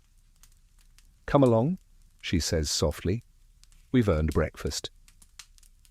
As she turns back toward the palace, she stops once more, looking over her shoulder at the elm, the fountain, the shimmering pond. "You're still here," she says quietly. "So am I. Let's not question the miracle." And then she walks away, the sun at her back, the morning fully arrived at last. Behind her the pond ripples once, though there's no wind. The surface clears, revealing for just a moment the faint reflection of a man standing beside where she'd been sitting. Familiar, smiling, then gone. By midday the palace hums with a restrained kind of order. The quiet bustle of servants who know their queen is awake, unpredictable, and newly alive. The kitchens clatter softly. The corridors echo with polished footsteps. And somewhere a distant piano begins to practice a minuet that has been out of fashion for 50 years. The Queen sits in her private conservatory now, the one room entirely her own design. Glass walls on 3 sides, climbing ivy curling up the iron frames, and rows of orchids standing in disciplined rows like soldiers pretending to be flowers. Mao naps on the wide sill, stretched luxuriously across the sunlight, tail flicking to some invisible rhythm.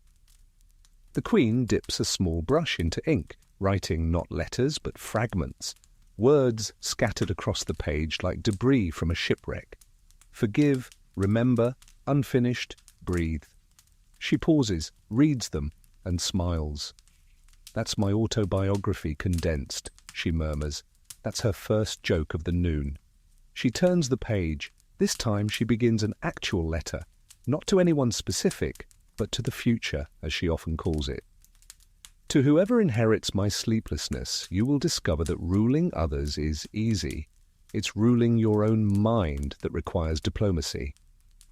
She stops there, laughing softly. "Too honest. They'll never believe it came from me." Historians still argue about these letters to the future. Some say they were philosophical exercises, others secret confessions disguised as advice. A few were found in the palace archives, unsigned and unaddressed, written in her unmistakable hand. Most began with humour, ended with grace, and contained a wisdom no tutor could have taught. She continues writing. "If you ever find yourself awake when the world sleeps, remember that solitude is not emptiness. It's a kingdom no one can invade." She adds one final line, as if signing a treaty with herself. "Do not mistake silence for surrender."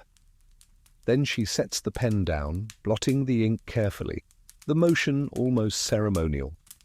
Outside, a gardener waters the orchids through the open glass door. The hiss of water mingles with birdsong.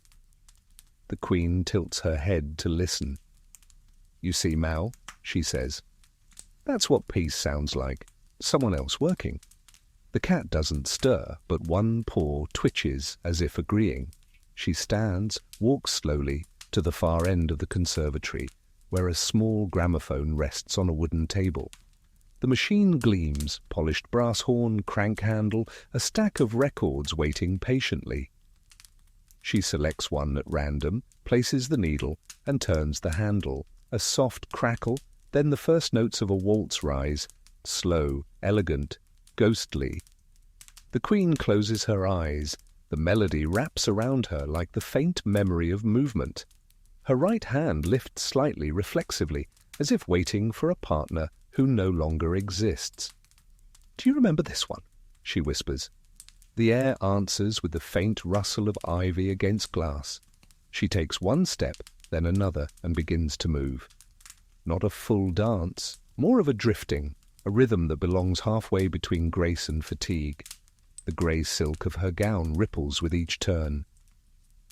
"If anyone saw me now," she murmurs, "they'd write about a mad woman spinning with ghosts." That's the second joke, but the smile that follows it is genuine. She moves carefully around the table, each step precise, her bare feet silent on the marble. The waltz swells, echoing faintly through the glass walls. For a moment, she looks like the younger woman she once was, alive, radiant, unburdened. Then the song crackles and skips, repeating one phrase over and over, a broken loop of melody endlessly circling. She stops, listening. "Story of my life," she says quietly. The needle always finds the same groove. Historians still argue whether this habit, dancing alone at noon, was symbolic or simply a form of meditation. One attendant claimed she did it to see if joy remembered her. The Queen removes the record, turns it over, and sets it again. The waltz resumes, this time smoother, more forgiving. She hums along, her voice low but steady. When the song ends, she sits again by the writing desk. Mao yawns, stretching languidly. "You disapprove?" she asks him. "I can hear it in your silence." He blinks slowly, unimpressed. She laughs. "You're right. Queens should waltz only in secret. Otherwise someone might mistake it for happiness." That's her third joke, though she doesn't entirely mean it. The backward clock's hum reaches faintly even here, a soft, mechanical purr beneath the waltz's echo. It seems to follow her everywhere now, less a curse than a pulse, a private reminder that time too keeps her company. She reaches for her teacup, takes a slow sip, and says aloud, "Do you know, I think I've made peace with it. The backward ticking, the ghosts, the sleeplessness. All of it." She glances at Mao. "It's not that they've stopped haunting me, it's that I've stopped arguing with them." Historians still argue whether she truly said those words, but one letter survives in her hand. Peace is not the absence of voices. It is learning which ones deserve your answer. The Queen leans back in her chair, watching sunlight ripple through the glass. Her eyelids flutter, half closing. She could sleep now, perhaps not deeply, but gently. "I should have done this years ago," she whispers, sat down and simply existed. She exhales slowly, her hands folded, her pulse quiet. Outside, the gardeners laugh softly at something, the sound drifting in like a memory from another lifetime. Mao stirs, stretches, and climbs into her lap. She lets him, stroking his fur absently, her eyes now entirely closed. "Stay," she murmurs, "just until the music starts again." The waltz has ended, but the gramophone's needle still turns in silence, circling the empty groove, whispering its small, faithful rhythm. And in that sound, a quiet loop, imperfect and endless, the Queen finally lets the world move without her. Night has a way of recruiting specialists you'd never admit you needed. The court surgeon tends to bones and treaties by day. The apothecary keeps careful ledgers. But this is different. You sit in the dim, the backward clock humming its patient, impossible rhythm somewhere beyond the curtains, as someone knocks at the side door with the irregular cadence of a traveller who has learned to respect thresholds. The healer arrives unannounced, a small bundle wrapped in oilcloth, boots still damp from the lane. He is neither physician nor charlatan at first glance, weathered hands, bright, careful eyes, and an accent that smells of peat and other countries. He bows, not too low. "Your Majesty," he says, voice like a reed, "I bring remedies for what the surgeons cannot name." You remember writing once that the palace keeps the world's edges, both the tidy and the ragged. Now you witness it, a stranger who traffics in roots and rumour, in poultices and polite lies. He carries a case of glass vials and leather pouches that rattle like small secrets. There's the scent of herbs, lavender, rue, rosemary, and something deeper, less identifiable. Tobacco, charcoal. A hint of dried citrus from a port the Empire claimed, but didn't entirely own. Sit, you say, because ineffable things need commands, even if they pretend to be voluntary. He sets a small tray on the table and lays out his tools, a mortar and pestle carved with a knotwork design, an odd mirror-polished stone that hums faintly when it catches the candlelight, a small jar of thick, dark ointment labelled in crabbed handwriting, "For the weary crown." You watch him work with a kind of dislocated curiosity. He grinds herbs with patient motions, muttering measurements like a prayer, or a math you don't understand. One of the vials catches the light, an amber liquid. "Tincture of valerian and hop," he explains when you ask, "for restless minds." He smiles. "A mainstream remedy these days."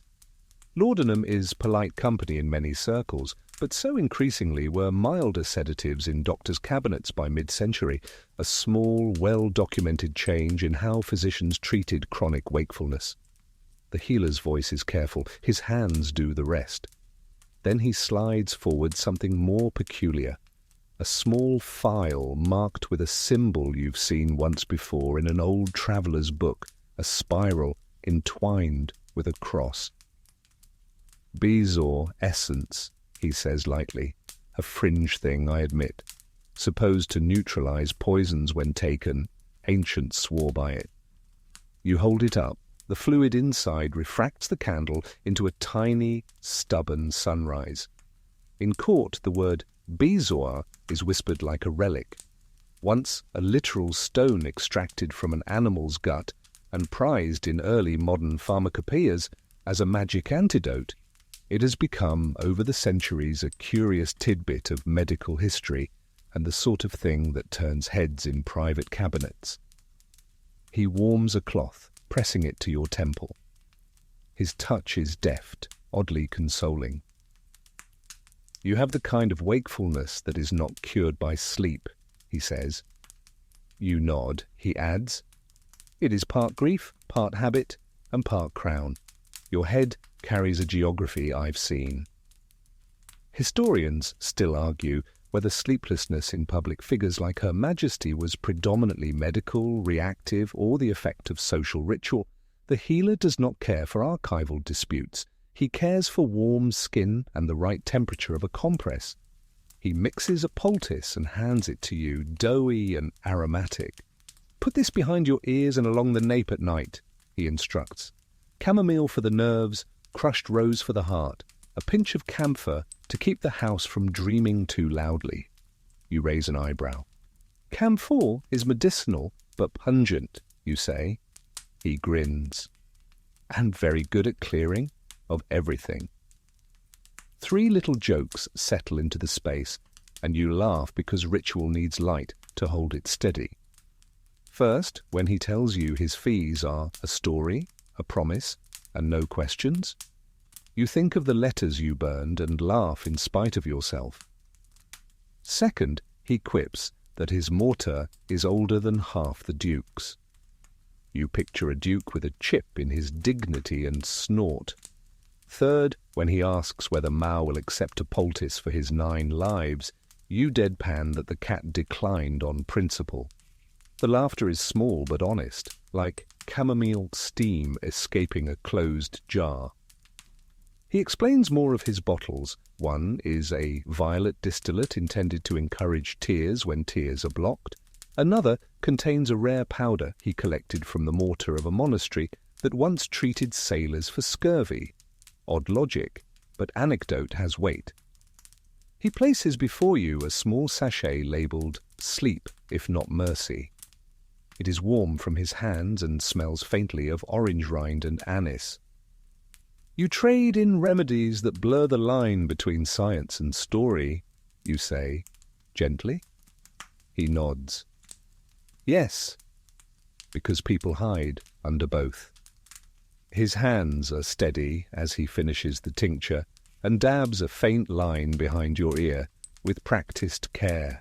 The motion is a callback to your nightly routines, the milk baths, the cold cream, the pearl boxed at your bedside, and you see how the same alchemy runs through all of them, matter plus meaning. The healer unrolls a scrap of paper and reads a recipe aloud, then pauses. "Do you believe in curses?" he asks, not rhetorically. You shrug. Belief is careful and private.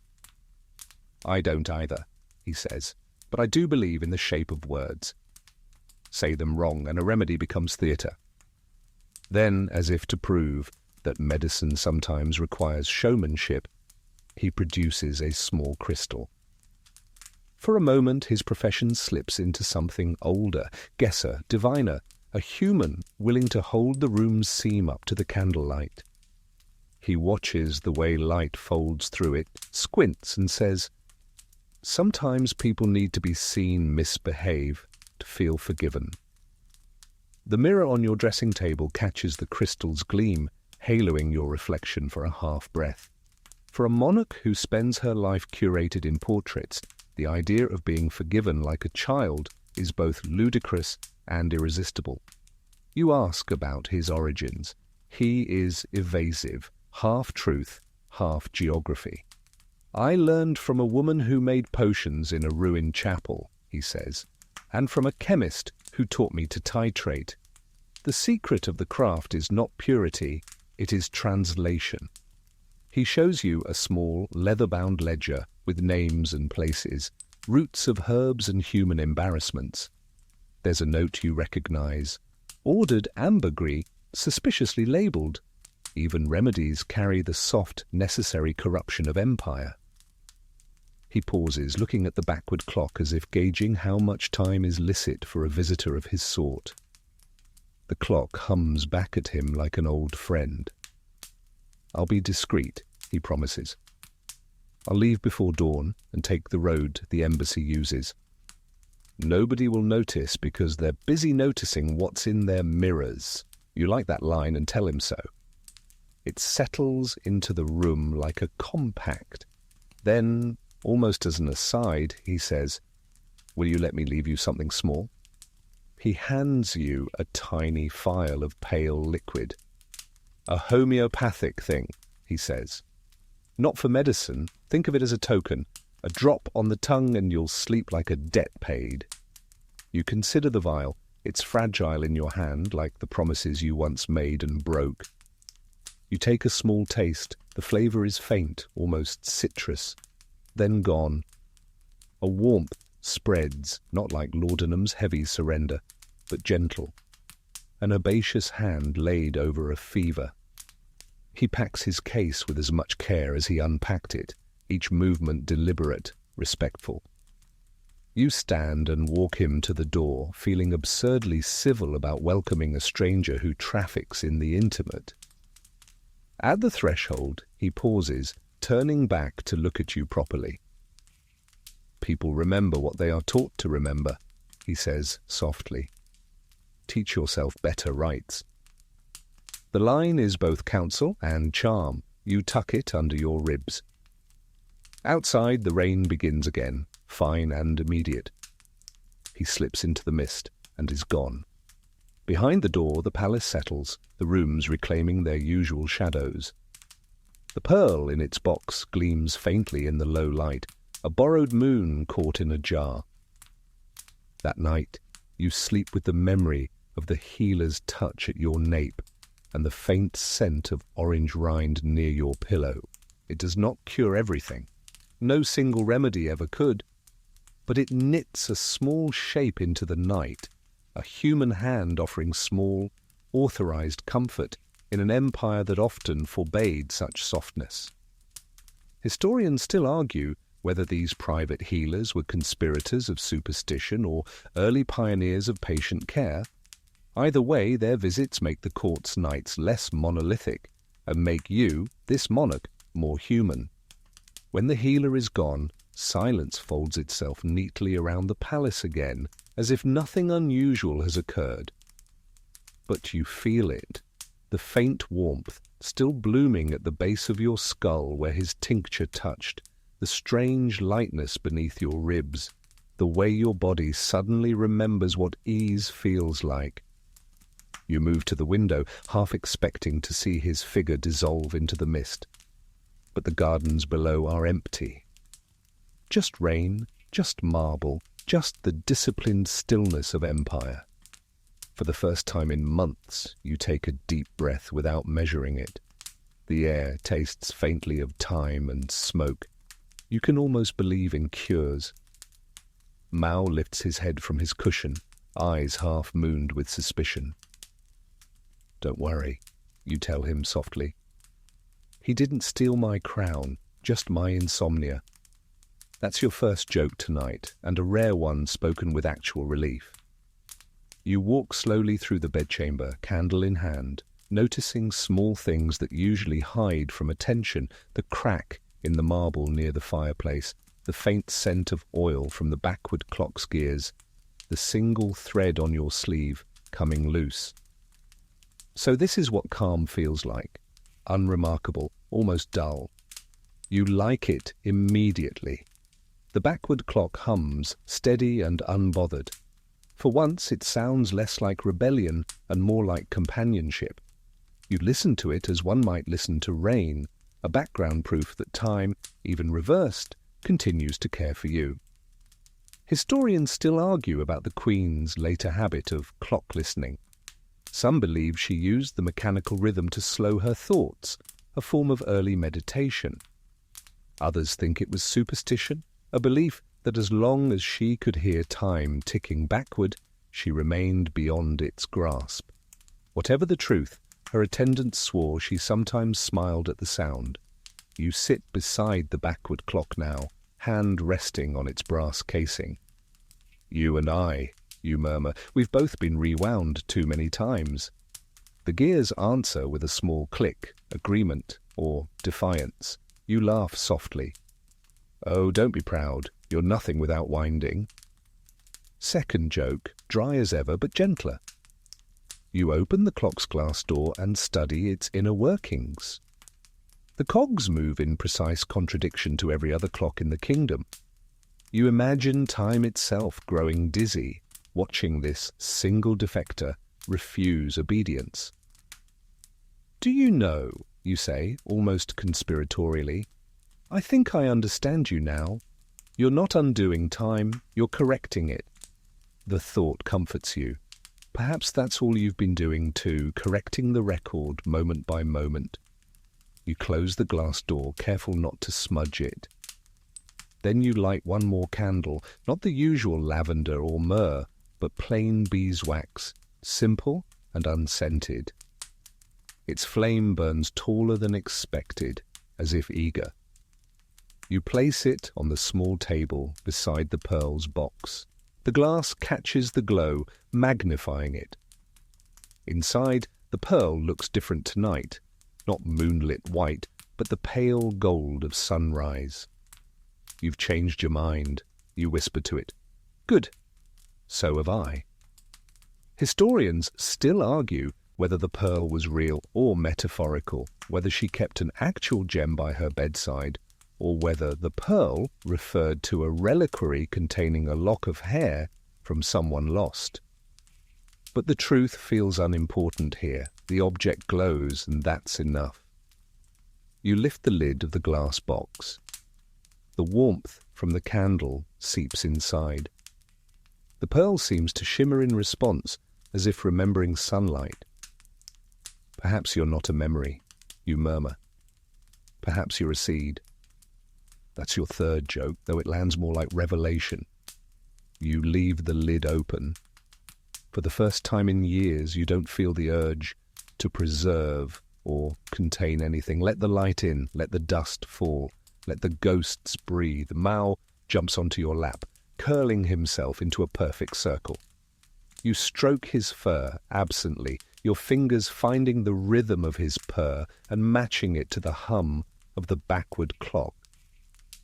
The sounds fit together like two halves of a lullaby. I think we've survived the worst of it, you tell him.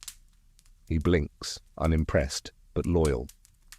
You take the healer's sachet from the table, the one labelled sleep, if not mercy.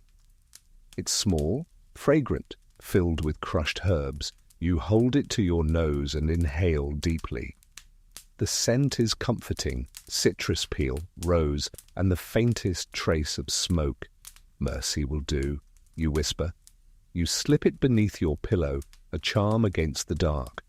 The backward clock ticks slower now, as if taking pity. For the first time in memory, you lie down without dread. No mirror waiting, no letter to burn, no ghosts to summon, just breath and the quiet pulse of reversed hours. Historians still argue about the night the Queen surrendered time. Some call it myth, others cite it as the turning point that marked her final peace. Servants recorded that the next morning she slept past dawn, a first in decades. Your eyes grow heavy, the edges of the room blur into shadow. You can still hear the backward clock, but now it sounds less like ticking and more like heartbeat. You think, half dreaming, maybe this is what it means to be forgiven. Then softly, you speak one last command into the dark. Keep going backward, I'm catching up. The hum answers, patient as always. Mao shifts once against your side, purr fading into sleep. You drift. And for the first time in many nights, the palace itself seems to exhale, its stones relaxing, its portraits softening, its ghosts folding into rest. Somewhere outside, the rain stops. The world waits politely. The Queen sleeps. Morning comes reluctantly, the way old servants approach confession. The first light is hesitant, silver-edged, tracing the outlines of the curtains before daring to touch the floor. The palace is still. Even the clocks seem to hesitate, as if afraid to wake her too soon. But you are already awake. Not restless, not haunted, just quietly alive. The feeling startles you. You lie still for a while, watching the light crawl across the ceiling like a cautious intruder.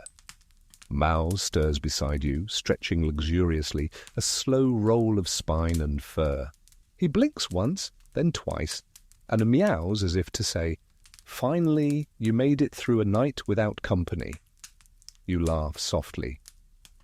I suppose miracles do occur before breakfast. That's your first joke today, and for once, it feels effortless. You rise, moving slowly, reverently, as if afraid to disturb the fragile truce between you and morning. The floorboards are cool underfoot. You cross to the backward clock. It hums faintly but differently now, less insistent, more satisfied. You kept your promise, you whisper. You waited. Historians still argue about the morning she woke after the night of stillness. Some letters mention that she appeared changed. Radiant in calm, one lady in waiting wrote, as if she'd spent the night in negotiation with eternity and won. You pull the curtains open.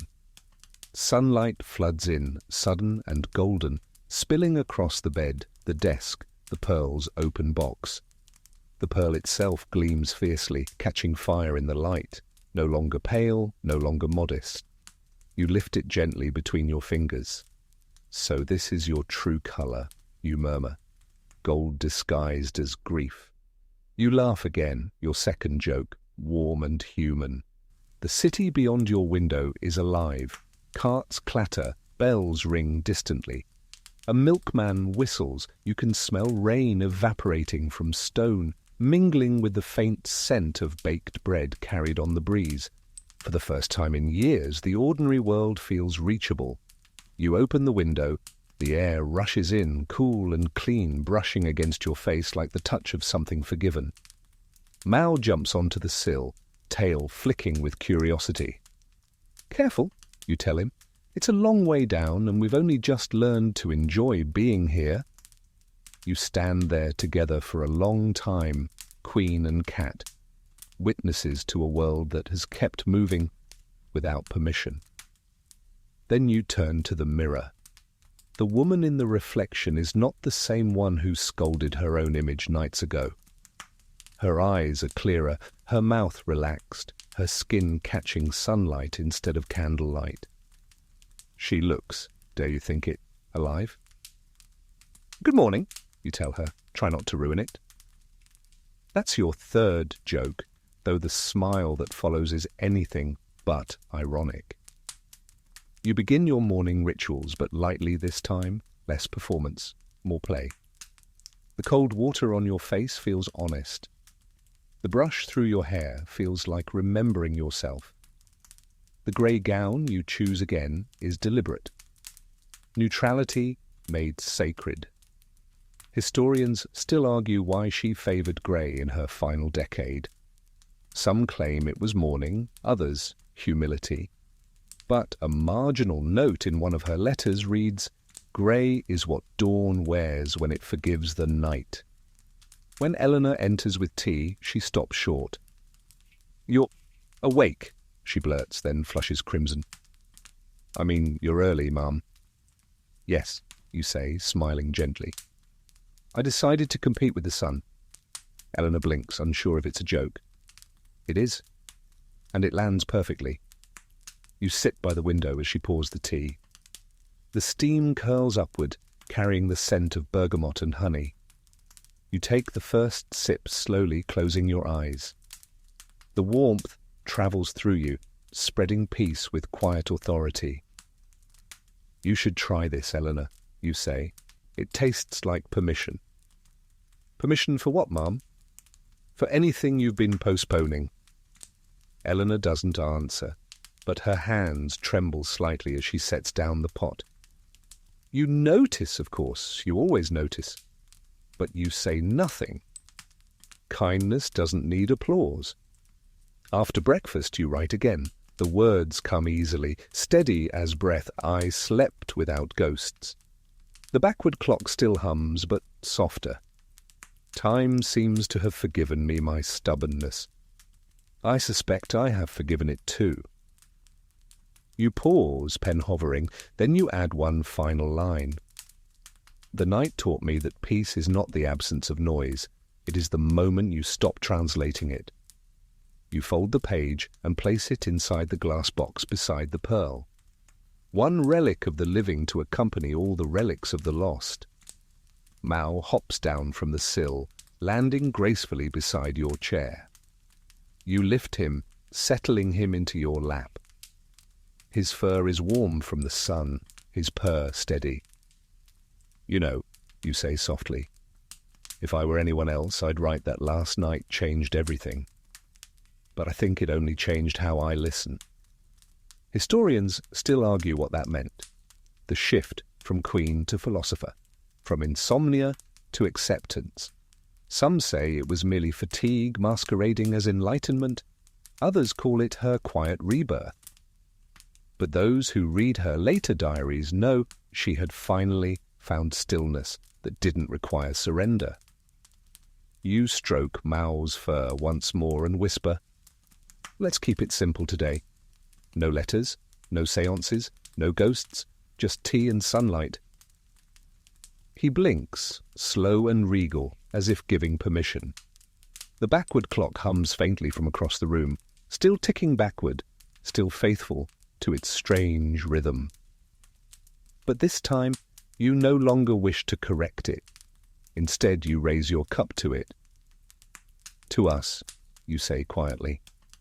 The ones who learned to move in reverse and still arrived. You drink. The tea is lukewarm now, but perfect. Outside, the bells of Westminster begin to chime. Their sound reaches you like a benediction, echoing through marble and memory, threading the palace halls with morning. You close your eyes, listening. And though the world insists on moving forward, you sit content in the impossible harmony of both directions at once. Afternoon drifts in like a cat through an open door, quiet, uninvited, and entirely at ease. The sunlight has softened into something mellower, diffused by high clouds that turn the palace windows to pale gold. You've changed rooms. The Queen's study, usually a battlefield of correspondence and decrees, has become a sanctuary. Piles of parchment rest unopened. The quills stand at attention like soldiers who know the war has ended but haven't yet been told to stand down. You sit by the large arched window, embroidery in hand. The needle moves with deliberate slowness, the thread shimmering grey-blue against white linen. You haven't embroidered in years, not since the days when your hands were still restless with youth and uselessness. "Funny," you murmur to Mao, who's sprawled lazily on the window ledge. "The kingdom never runs smoother than when I do nothing." That's your first joke of the hour. The cat lifts his head, yawns, and turns his face toward the sun, as if confirming your hypothesis. You return to your stitches. The pattern is simple, a single sprig of lavender. Repeated, it doesn't symbolize anything profound. You're simply tired of symbols. Historians still argue whether her later fascination with small domestic crafts was rebellion or resignation. In truth, it was neither. It was recovery. The work of hands, steadying a mind too long used to command. Each stitch feels like a breath anchored to the present. You pause only when Eleanor appears at the doorway, hesitant as ever. "Ma'am, the Minister of Trade requests an audience." You glance toward the stack of reports awaiting your signature. The ink on top has already dried from neglect. "Tell him to trade patience for once," you reply. Eleanor suppresses a smile. "Shall I say you're indisposed?" "Say I'm finally practicing economy." That's joke number 2, and it lands beautifully. Eleanor curtsies and leaves. The faint sound of her retreating steps echoes down the marble corridor. You listen until the rhythm fades, replaced by the slow hum of the backward clock in the adjoining chamber. Its tick feels different today, less a reminder, more a rhythm to lean against. You set your embroidery aside, flexing your fingers. A light breeze drifts through the cracked window, carrying the faint scent of lilac from the gardens. You close your eyes and inhale. "I remember that smell," you say softly. "He once painted it." Mao tilts his head. "Yes, really," you continue. "Arthur, he tried to capture the scent of lilac on canvas, said he'd found a way to mix colour and scent. He never succeeded, of course, but he died believing he might. Historians still argue about this so-called experiment in synesthesia, the painter's impossible attempt to fuse the senses in a single work. The Queen's later journals mention it fondly, though skeptics call it myth-making. You smile to yourself. Perhaps he was right, in a way. I still smell it whenever I look at his unfinished eyes. You rise, walk slowly to the desk, and open the small drawer where you keep his letter, the one that arrived soaked in rain long ago. The paper has grown brittle, the ink faint, but the words are still legible. He still has your portrait. You read it again, not out of sorrow, but gratitude. How peculiar, you whisper, that we spend our lives chasing immortality, and yet the smallest stains do it for us. That's joke number 3, wry but sincere. You fold the letter and tuck it away, then pour yourself a glass of water from the carafe. The water glints in the afternoon light, fractured by small bubbles. You stare at them, thinking of the backward clock, the pearl, the healer's vial, each one a vessel of time pretending to stand still. You drink slowly, letting the coolness fill you. "To impermanence," you murmur, raising the glass slightly. "The only honest thing we ever owned." You set it down, then glance at the small mechanical bird resting on the mantel, a gift from a visiting inventor years ago. It hasn't sung since the night it fell from favour. You pick it up gently, turn the tiny brass key at its base. It whirs uncertainly, wings trembling once, before releasing a fragile, stuttering melody. The sound is high and thin, like memory escaping its frame. "Still works," you say softly. "Just out of tune. Like me." Historians still argue about her fascination with automata, mechanical toys and clockwork curiosities that filled her private study. To some, they symbolized control, to others, defiance. But perhaps they were simply her mirrors, creatures built to move, but not to feel, performing grace as function. The bird's song falters, then steadies. You set it back on the mantel and watch its tiny beak open and close, as though it were trying to say something more than the melody allows. "Sing anyway," you whisper. "Even broken songs count." You sit back, listening to the small, imperfect tune until it winds down. When it stops, the room feels larger somehow, its silence newly polished. Mao stretches and jumps from the sill, padding over to your feet. He looks up, blinking, and meows with quiet insistence. "Yes," you sigh. "I hear you. Supper?" You follow him to the adjoining room, where Eleanor has laid out a simple meal: broth, bread, poached pears. You eat slowly, savouring each bite like an act of discipline. When you finish, you remain at the table, hands folded. The light outside has turned amber now, the edges of everything softening. You think of Arthur again, not the man, but the idea of him. You think of the healer's words, "Teach yourself better rights." You think of the clock still humming backward, obedient in its rebellion. Then you speak aloud, to no one and to everyone. "I think I finally have." Mao curls beside your chair. The air cools slightly. The pearl, still in its box across the room, catches the last beam of sunlight and glows as if answering. Historians still argue whether that afternoon marked the Queen's renunciation of public duty or merely a pause in her obligations. But her later writings suggest otherwise. She didn't abdicate anything. She simply began ruling something larger, her own peace. And for the first time in her reign, that kingdom obeyed. Twilight. The day exhales long and low, like an old cello string giving way beneath a bough. Shadows lengthen over the palace floors, folding into corners that have held centuries of silence. Somewhere in the distance, bells toll for vespers, each note a soft reminder that even time remembers to kneel. You're in your chamber again. The grey silk gown has been replaced by a simple linen robe. The pearls and pins lie untouched on the vanity. Mao curls asleep at the foot of your bed, one paw twitching through whatever dreams cats dream, perhaps of chasing sunbeams, perhaps of outliving empires. The backward clock hums steadily on the mantel. Its voice has changed. It no longer feels like defiance. It sounds instead like heartbeat. You sit at your writing table, a single candle burning. The flame flickers with an intelligence of its own, making the ink shimmer on the page.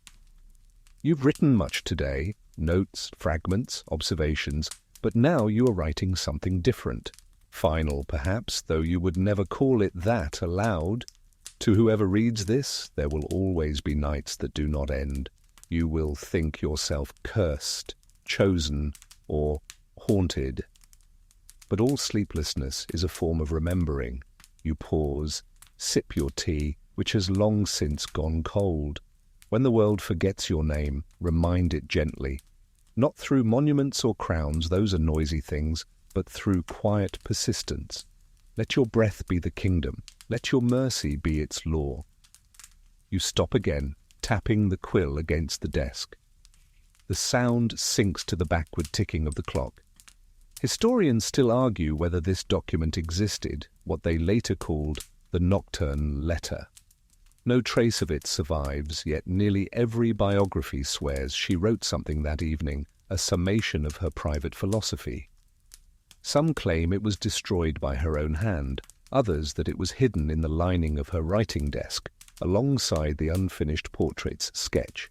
You lean back, eyes half closed. So much for legacy, you murmur, a word invented by people too tired to rest. That's your first joke, soft, nearly affectionate toward yourself. You glance toward the window. The sky is bruised with purple and rose.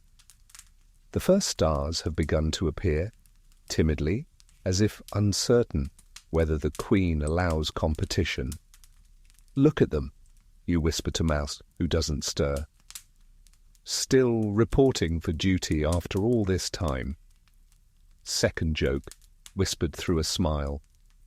You dip your pen once more, letting the ink pool at the nib, then write the final lines.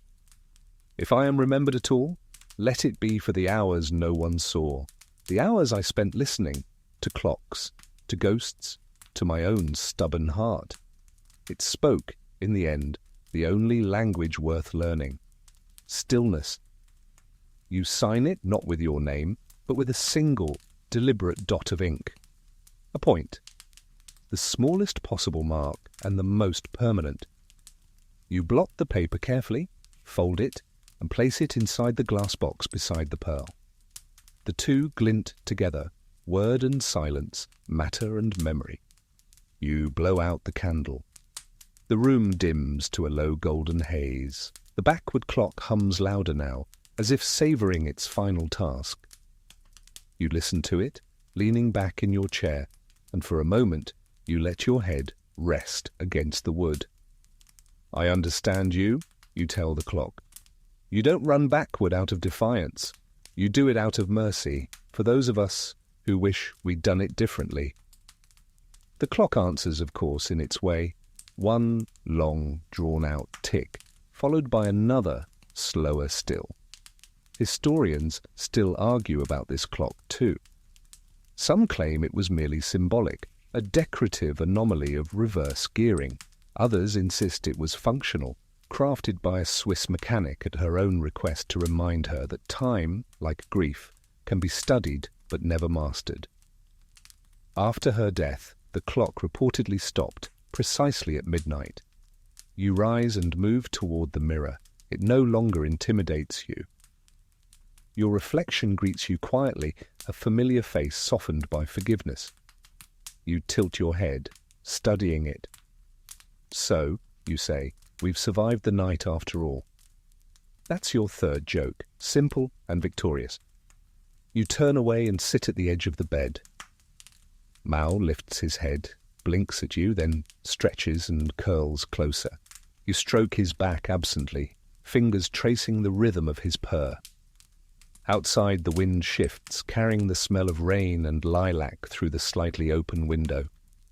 Somewhere, a nightingale begins to sing, the first one you've heard this season.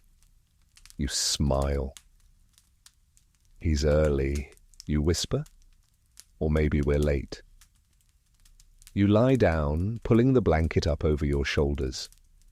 The pearl glows faintly across the room, the backward clock hums like a lullaby, and the candle smoke curls toward the ceiling like a departing prayer.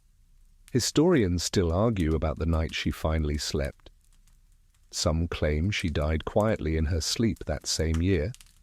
Others insist she lived on for decades, ruling gently, her insomnia cured, her nights serene. But the truth is simpler and more elegant. She slept, and time, whether forward or backward, let her. You close your eyes, the backward clock ticks, Mao purrs, the stars outside lean closer, and the Queen, tired, radiant, forgiven, breathes out the last of her wakefulness. The room is empty now, but the air remembers. You step through the palace one last time, fingers trailing along banisters that have grown warm with memory. Portraits watch you with dutiful eyes. Rugs remember footsteps. The backward clock, the stubborn anomaly, ticks on in its small, private rebellion, as if it too refuses to be forgotten.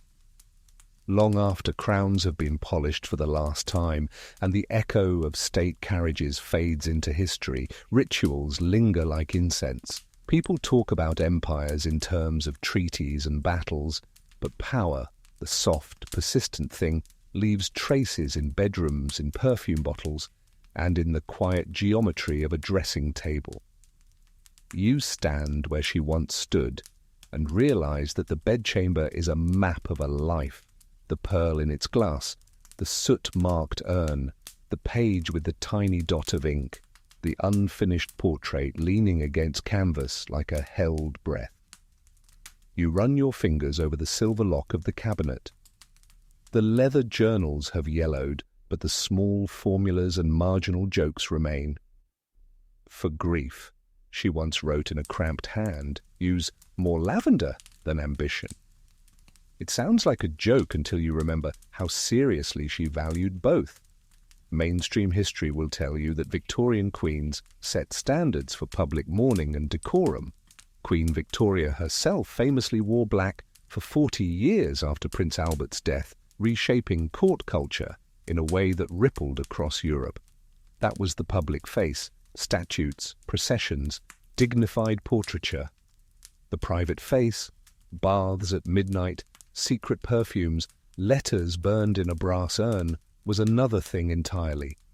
It's there, in the small objects, that you feel the real human project of holding on and letting go.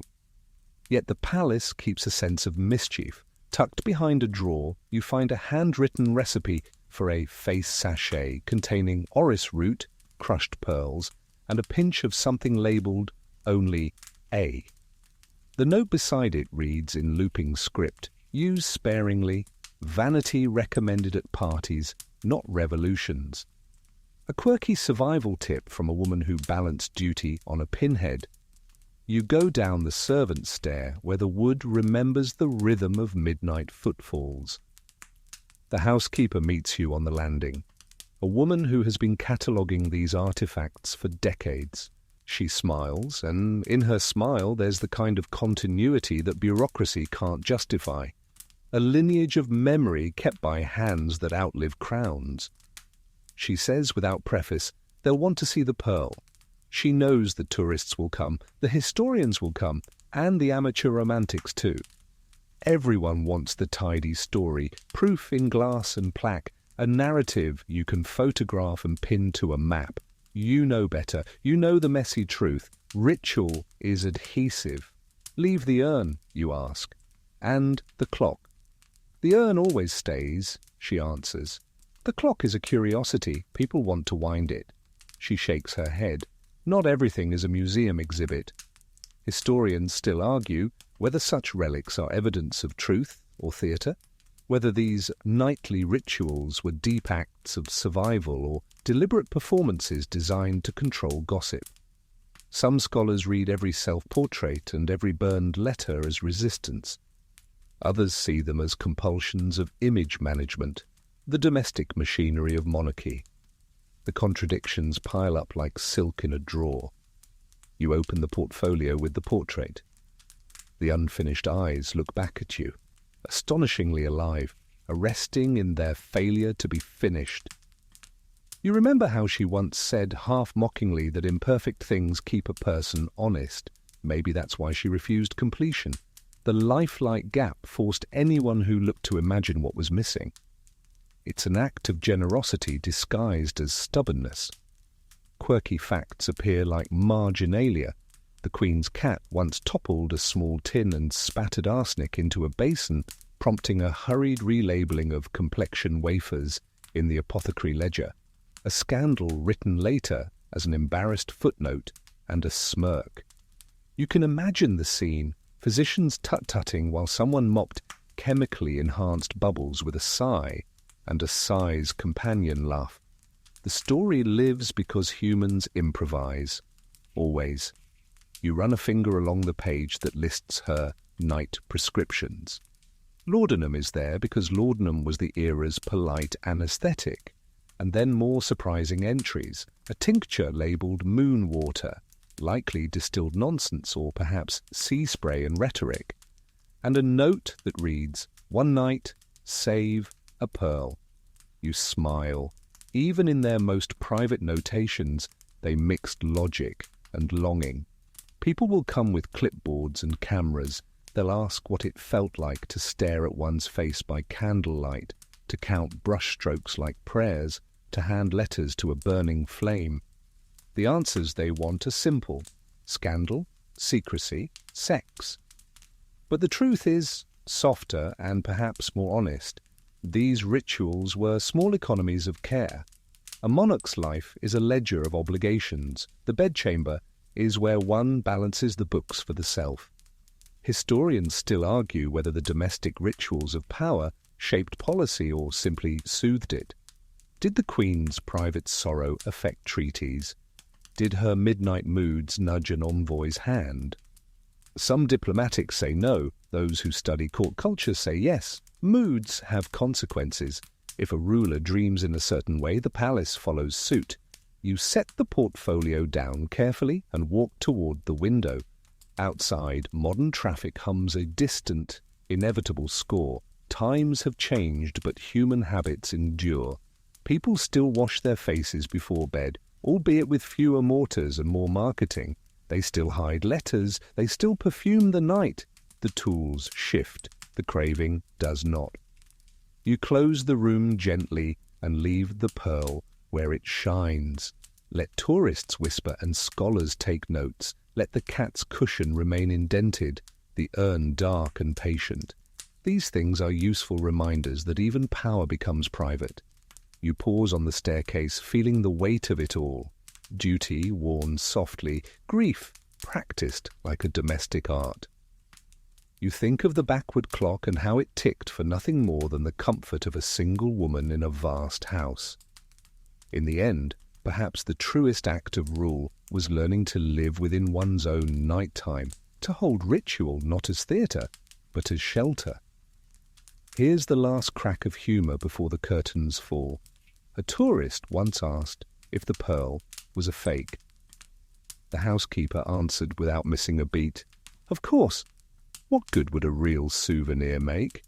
People laugh, and they always will. Another time, someone suggested the clock should be reset to normal. The housekeeper replied, "We tried that once. It argued with the mantel clock and we lost a day." And when asked why letters were burned, she said, "We recycle confessions, keeps the bakery supplied with drama." You smile at the sly practicality of it all. Historians still argue, and they will keep arguing, about what of this was deliberate and what inevitable. But walking through these rooms, touching the soft velvet, reading the crisp, private scrawl, you realize history is not merely a list of names and dates. It is a map of small gestures, repeated nightly until they harden into character. You close the door behind you and step into the wider world, the palace shrinking in your wake like a pocket folded in on itself. The night's rituals will continue wherever people are lonely enough to need them. In tucked-away libraries, in kitchen dramas, in bedside boxes, they outlast dynasties because they are useful, because they are humane. And so the palace keeps whispering its lessons. An empire is not only a set of laws, it is a set of habits strong enough to become a life. You walk away, knowing that sometimes the smallest acts, stopping to brush hair in moonlight, tracing a circle of ash around an old confession, leaving one eye unfinished in paint, are the ones that create meaning. The house exhales with you, and you allow your shoulders to drop a little further, as if some obligation has loosened its grip. Breathe in quietly, and breathe out longer, feeling the ribs expand and relax, as if the body itself were remembering how to be soft.